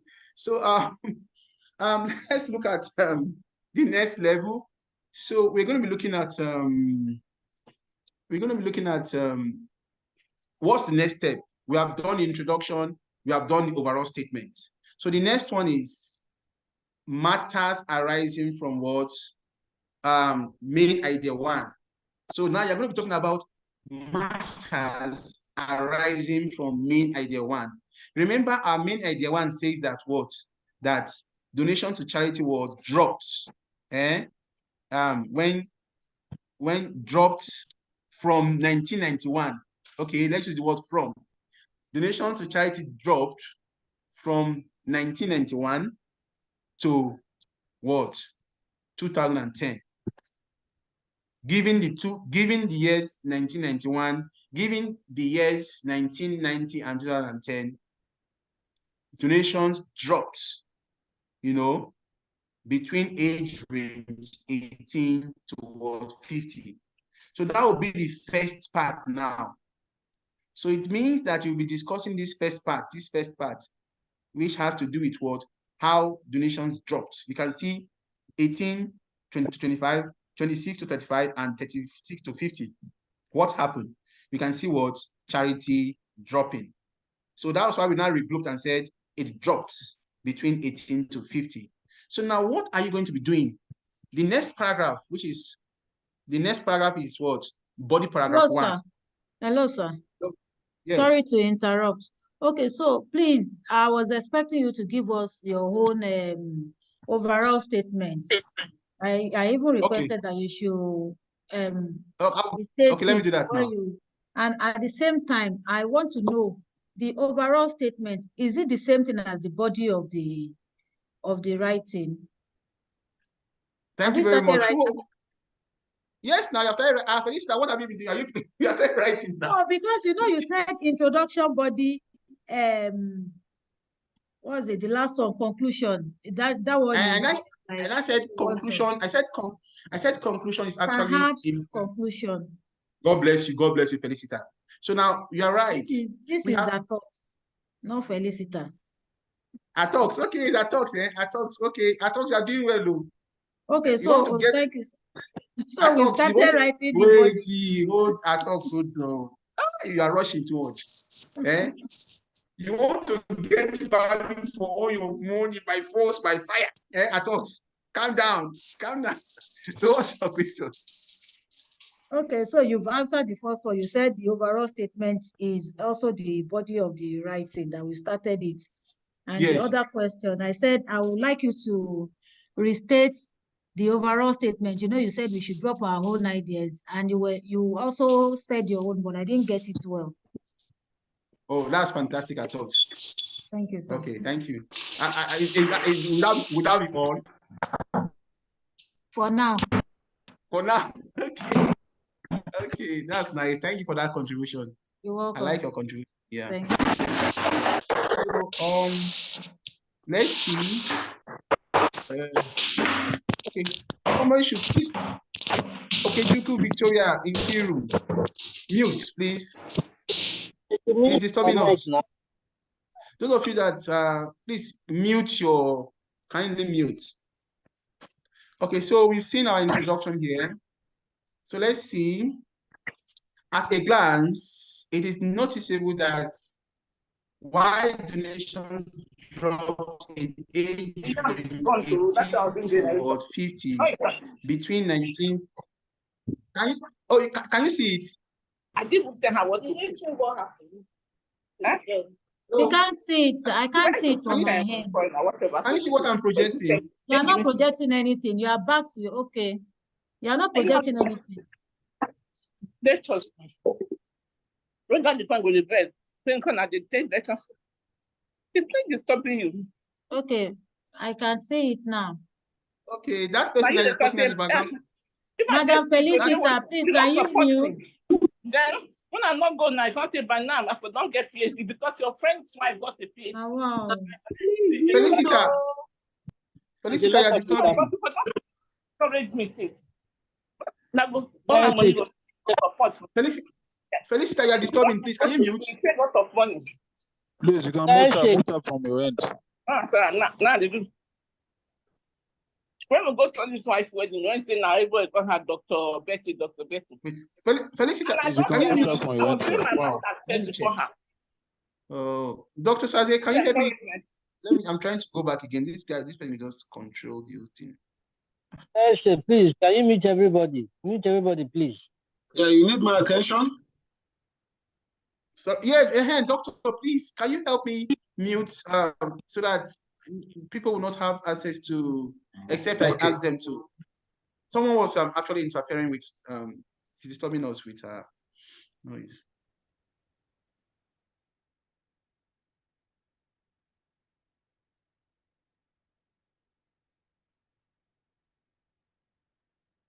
Okay. Okay, thank you, Doctor. Let's continue.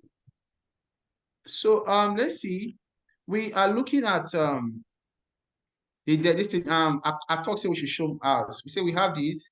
At a glance, it is noticeable that while donations dropped in age range 18 to 50 between 1990 and 2010, the reverse occurred in age range what 51 to 65 and above.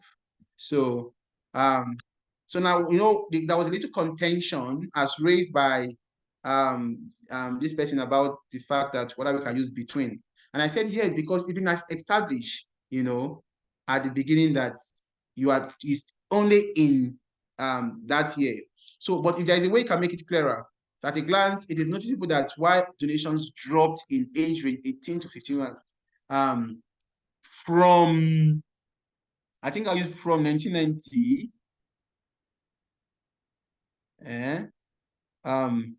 comparing 1990 to 2010.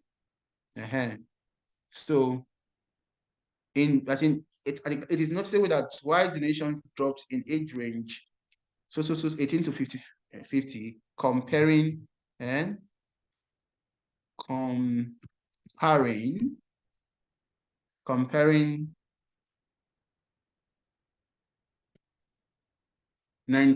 comparing years 1990 and 2010, the reverse occurred in age range 51.5.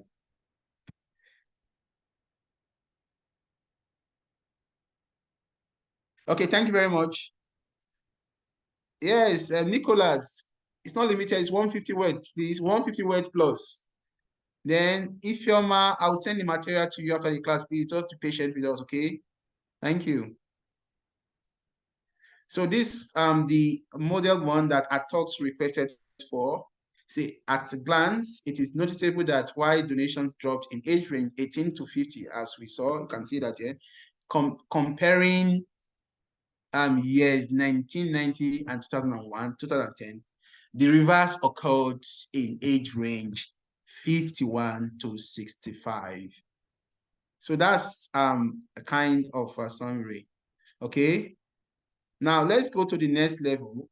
And we said that, I hope that answers Atok's question. Atok, please respond if it did, if your question has been answered.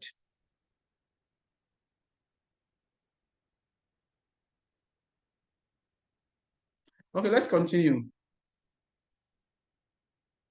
Can you also explain the table in different ways? Now let's continue. We'll get to that point, Joy. Yes. So now let's go to the next level. The next level is, remember we said that we have two dimensions to it, because at a glance, it is noticeable that why donations dropped in this age, 18 to 50. So 18 to 50 becomes main idea one. Yeah, you'll be talking about how it dropped, what dropped, how donations dropped from what, 1990 to what, 2010. That is what I'm going to be discussing in the next paragraph. The first paragraph is what? The introduction. The second paragraph is called the overall statement. The third paragraph now is called body one. Then the last paragraph will be called body two. Let me repeat. The first paragraph is called the introductory paragraph, introduction. Then the second paragraph is called what? The second paragraph is called what? The second paragraph is called what? The overall statement. Third paragraph is called body 1, and the fourth paragraph is called body 2. So we have done introduction and we have done overall statement paragraph. Let's go to body 1. Now I said for you to write your body 1, what should you do? For you to write your body 1, what you should do is get your details based on the first part. And our details based on the first part. Omotola, you want to ask a question? So you can ask a question. Go ahead. Omotola, you raised your hand. You want to ask a question? Please go ahead. Okay. Let's continue. She's not asking the question. I hope everybody can hear me.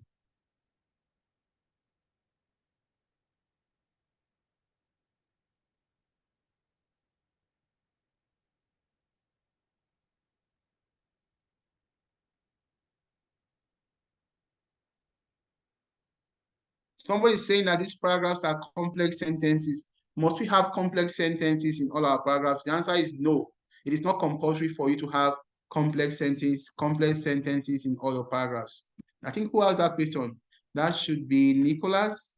He said these paragraphs are complex sentences. Must we have complex sentences in our paragraph? We say the answer is no. It's not compulsory for you to have complex sentences in all your paragraphs. As we are going to see, we're going to see the next set of paragraphs and see whether they are all complex sentences or not.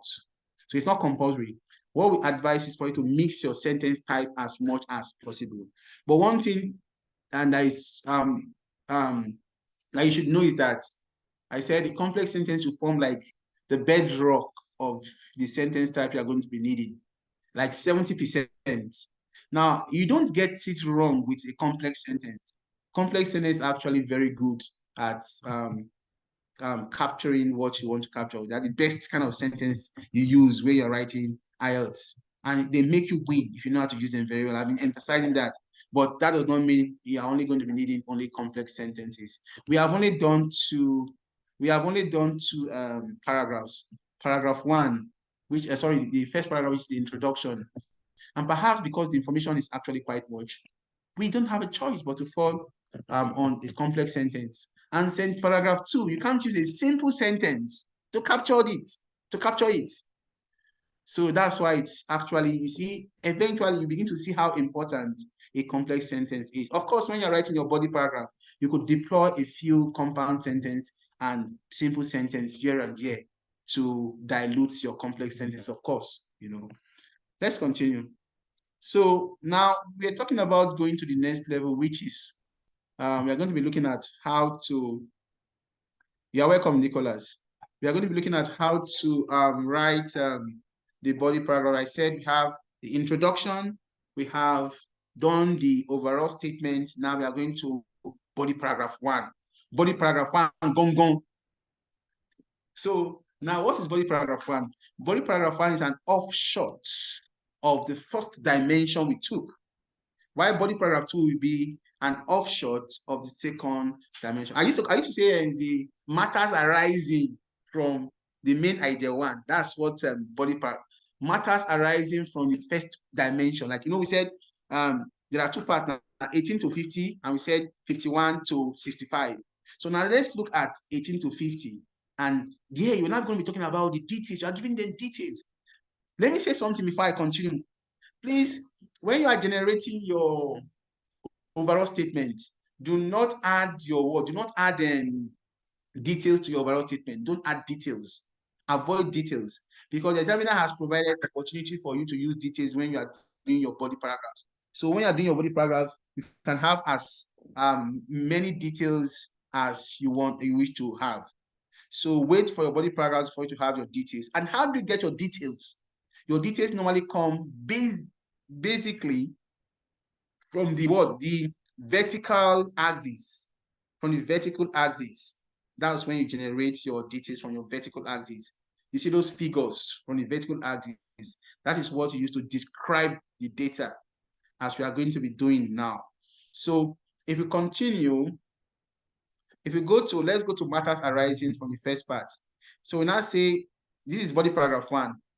In age range 18 to 25, for instance, fairly above 15% amount of funds was what? Recorded as donation.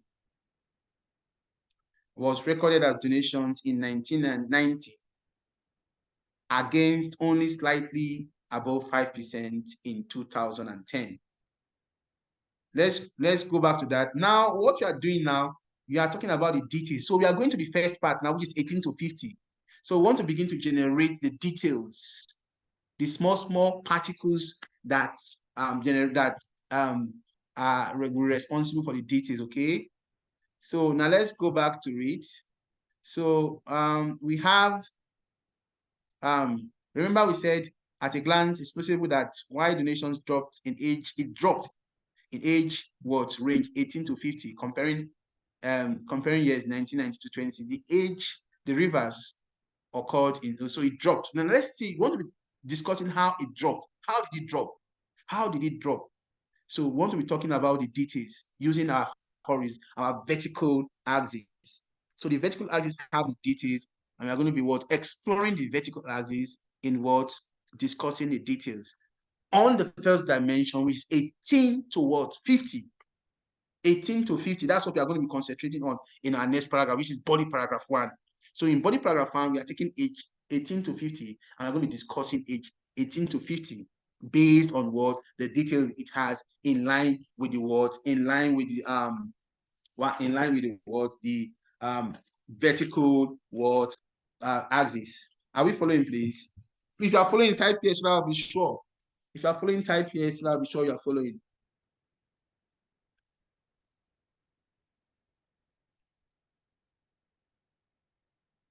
Yes, thank you very much. Thank you. Yes, thank you. Brilliant. Thank you. Brilliant. Let's continue. Brilliant. So now let's look at the vertical axis now. For the vertical axis, quickly, we can see that in age range 18 to, look at it now, we're discussing the details. And I said in age range 18 towards 50. Let's go to age range 18 to 50, which is the first one, the first dimension, the first one. What happened? I say in age range 18 to 50, fairly above 15% amount of fund was what? Recorded as donations in 1990. See the orange one now? That's fairly above 15%. Then went further to say that in 1990, against only slightly above 5% for 2010. So we are telling you that it dropped. How you see how it dropped now?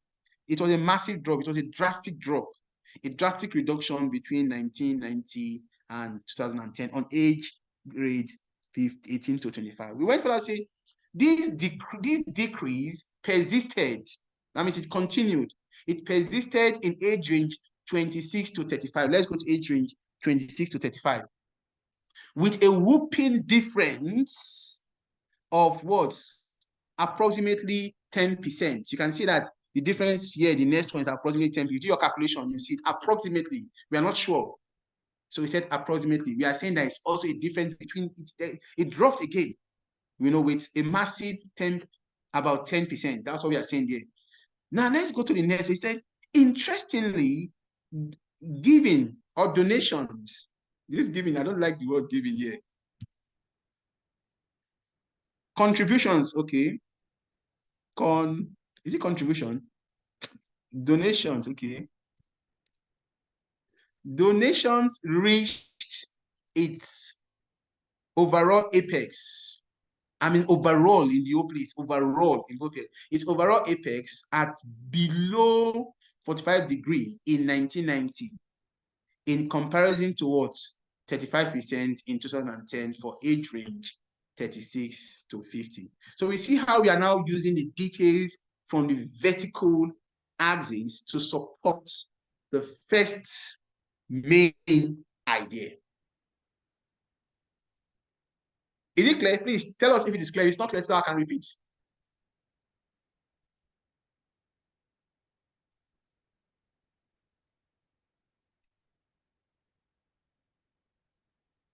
Okay, who is talking about block and indents?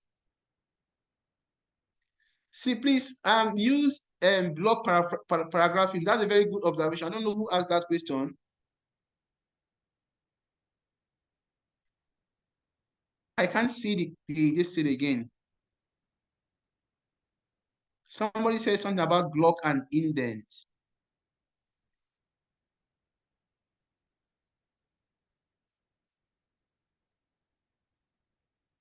Yes, Nicholas, that's a very good one. When you are doing when you are doing your body paragraphs, please, in each situation, when you are doing any body paragraph, because now we are talking about the body paragraph. When you are doing your body paragraph, ensure to have more than one sentence in your body paragraph. In IELTS. So whenever you're talking about body paragraph, whether you're writing a letter, you are doing an essay, or you're writing a report, ensure that you have more than one word sentence in your body paragraph, more than one body paragraph. So you said, let's see.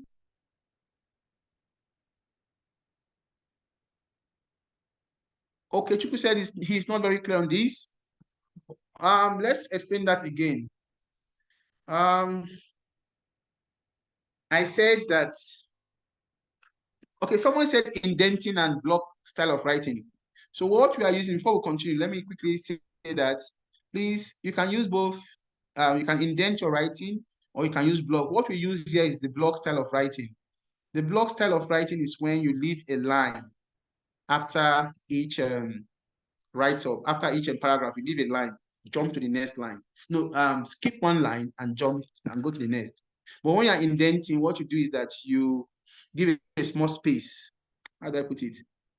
So both of them are correct, but I think this one, the block paragraph style is more contemporary. This one that we did here. You see what I did now? After this above, I came to what? I left a space in between, and I jumped to the next one. That's what they call the block style of writing. So I just finished writing and I jumped to the next one. Whether you're writing pen to paper or you're writing computer-based, you can use the block paragraphing. Thank you very much, Nicholas. So now I was going to explain something that,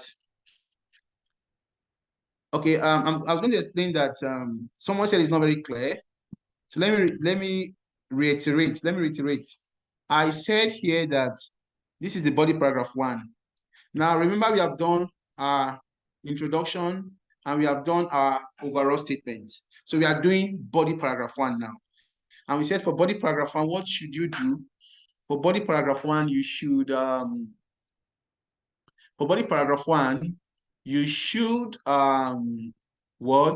discuss the details. And in discussing the details, what do? You use, what do you call it? You use this thing, what do you call it? You use the vertical axis, because that's where you have the details. It helps you a lot when you're doing that. Use the vertical axis, okay? All the information you need would come from the vertical axis, making comparison with the horizontal axis. And that was why we said, look at what we said here. It said, we have 2 dimensions. We said age range 18 to what? 25. What happened? Donations dropped. Then age range what?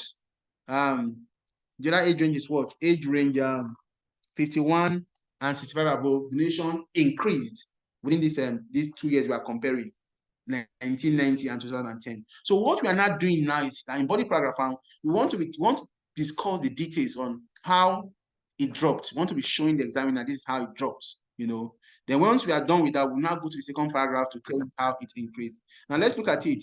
We now said in age range 18 to 25, for instance, which is fairly above 15% amount of funds, fairly above 15% amount of funds was what? Recorded as donations in 1990. Look at the age range 18 to 25. We now said against only slightly above 5% in 2010. So what we are trying to say is that it dropped drastically. As you can see from the graph, 18 to 25, you see at how it dropped. Check your graph in your book and be following. Then we went to the second place and we said that this decrease persisted in age range 26 to 35. It continues, that's what we are saying. If you go to 26 to 35, you see how it's continuing, where we can see that what that was what reflecting what, and it reflects what with a whooping difference of approximately 10%. Then I said, interestingly, donations reach its overall apex, the highest point, at below 45% in 1990, in comparison to only to what 35% in 2010 for age range 36 to 50. So we are looking at the years and we are comparing what happened, how it dropped. That's what we are doing there. So that is body paragraph 1, where we have to talk about all the details from main idea 1. And main idea 1 has to do with what? How donations dropped from 1990, comparing 1990 to 2010, how it dropped. And we are giving you 3 sentences to reflect that. Now let's go to the next one. He said, against this backdrop, the amount of money donated among those in their middle age, is what? 51 to 65. In their middle age, against this backdrop, the amount of money donated among those in their middle age increased between 1990 or increased comparing 1990 increased comparing what? Comparing. Or we don't want to use the word compare again. We have used compare before. We don't want to repeat because it's a content word. You cannot say juxtaposing 1990 and 2010. Juxtaposing 1990 and 2010 at 35% and almost 40% respectively. So we are talking about what happened, how it increased. So if you check your list in your data, you see that in that middle age is, you say 51 to 65 here, you see what happened. There was an increase from what? 40% or so, 35% to 40%. You see it there. Then you now said this trend among the elderly, this trend continued among the elderly at age 65 and above, who gave almost 5% more in 2010 than was done in 1990. Gave in 2010 than what? In 1990. So that is what, now what happens here is this. You do not need a conclusion. This is where you end. Now, because you don't need to bring a conclusion into the matter. When you are writing a report, you don't bring your personal emotions into a report. So you cannot generate any conclusion here that this is the reason why you're concluding like this. So this is the reason why you are concluding like this. Now, in that case, when you're writing the second one, the one that has 2 issues, I will teach you how to do your conclusion. But for the case that has 1 issue, conclusion is not compulsory. It's not compulsory for you to give a conclusion, because most times when you're making conclusions are made based. Thank you very much, Sadiq. Conclusions are made based on personal opinions. So you don't need to bring in a conclusion here. Don't drag in a conclusion. But if you are doing it, we are doing the one that has 2 issues. You want to compare data 1 and data 2, what is happening in data 1 and what is happening in data 2 to arrive at the conclusion. But here is just 1 issue. You're not comparing data 1 to data 2. So you can just write like this. So this is how you write when you're doing tax 1. Remember, tax 1 has picture analysis. You can use the same pattern. Then you have what? Flowchart analysis. You can use the same pattern. But what I'm going to do is I will send sample question and sample response on both, so that you have it ahead of, you have it. Then I would also have to teach you how to do the second type, but that would be after this, because our next class is a reading class, as we have done. But what I would do is I would find time to find like 1 hour, 1 special hour. I want to find one special hour. I don't know how we are going to agree to teach the second part of this, because that's actually quite technical. You know, tax one, academic writing is a very difficult terrain. It's not an easy terrain. So I'll find time to also teach that aspect. So I need 1 hour more, but not today. We'll look for that 1 hour to teach the question that has 2 issues, because to me, that one is even more technical than this. And you need to know how to do it. But before I even do that, I will send responses on the platform. Then we'll look for a day, 1 special hour, which I want to dash you. I'll just give you free. I just want to give so that you understand this thing, you know, so that we can treat that special type of tax one that has 2 issues. Then I'll quickly look at what picture analysis and flowchart. And these ones are quite simple. We'll just look at them briefly. In 30 minutes, you can do that. Then use 30 minutes to treat the second one, you know. So yes, basically, you said you asked someone on changing the time to 7. How did it go? There is no, please, let's just manage this time we are having, please, because it will be, a lot of people said they don't like 7 with sample opinion, and some people said they don't like 7. Let's just see how we can manage this time, you know, please. Let's adjust our activities to manage this time, please. Joshua, please. Let's adjust our activities, because some will say no, 7 is not good for them. Others are saying, so let's just follow the administrator's timing. It's just how many classes do we have left? We'll finish. Then I will give you this special class to also treat the second part of tax 1, so that you would have a holistic understanding of academic tax 1 writing. Any questions on this? And please, you can also suggest when we can have that special 1 hour to complete the remaining parts of the class. But because in our next class on Wednesday, we'll be looking at reading. We are starting reading on Wednesday. We are going to be doing reading on Wednesday. But this particular part of the class, we will look for a way to do that, okay? Look for a way to do that. Chidi, talk to the administrator. So I don't have the power to do this. Talk to the administrator. This 5 p.m. is not okay for me. Talk to the administrator on this. Will tomorrow be fine, Alien? Tomorrow is today is Monday. Tomorrow is Tuesday. I don't know. Okay, what we do is, okay, what I will do is this. I will do special 1 hour after the reading. The reading is for 2 hours tomorrow. Then on Wednesday, rather. After the reading, I'll do 1 special hour, the final 1 hour to complete this class. This now is just my own. I'm just giving, I want us to really complete it. So I'll do 1 hour, which is from 7 to 8 o'clock on Wednesday. That'll be the special time I'll give you.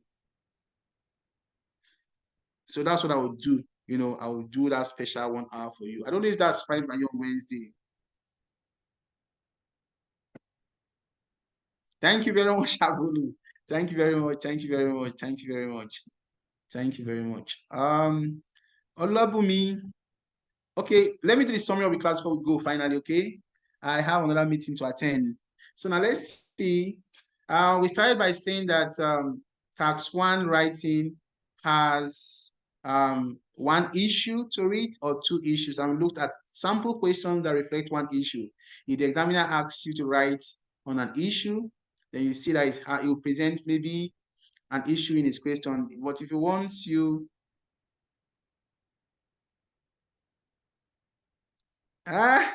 my fear is gradually going up. Yes, by the time we finish this class, you would have demystified art and you will do fantastically well by the grace of God. That's a very fantastic feedback. I like very confident people like you, you know. So Olabumi, so we now say that tax 1 academic has 2 types. We have 3 types. Data.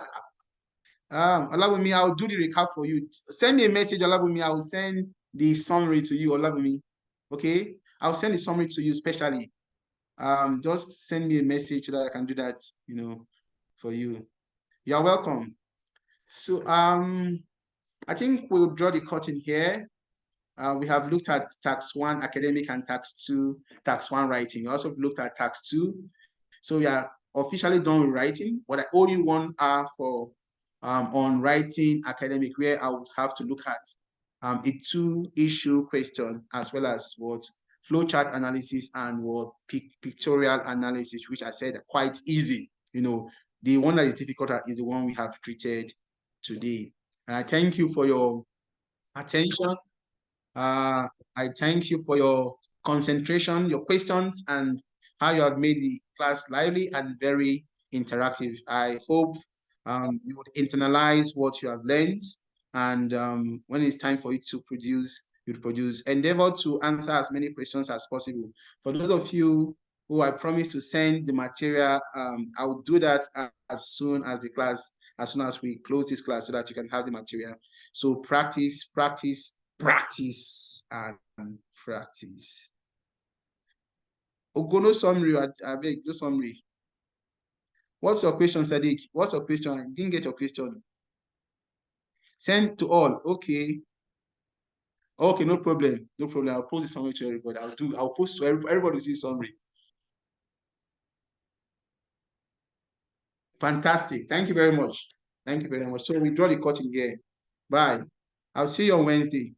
So prepare on Wednesday. We're going to be having 2 hours plus 1 hour for the special class. Okay. Bye. Doctor. Yeah, thank you very much. Yeah. Okay, thank you, ladies and gentlemen. We'll be calling it a day, and we'll get the recorded version across to you. Thank you.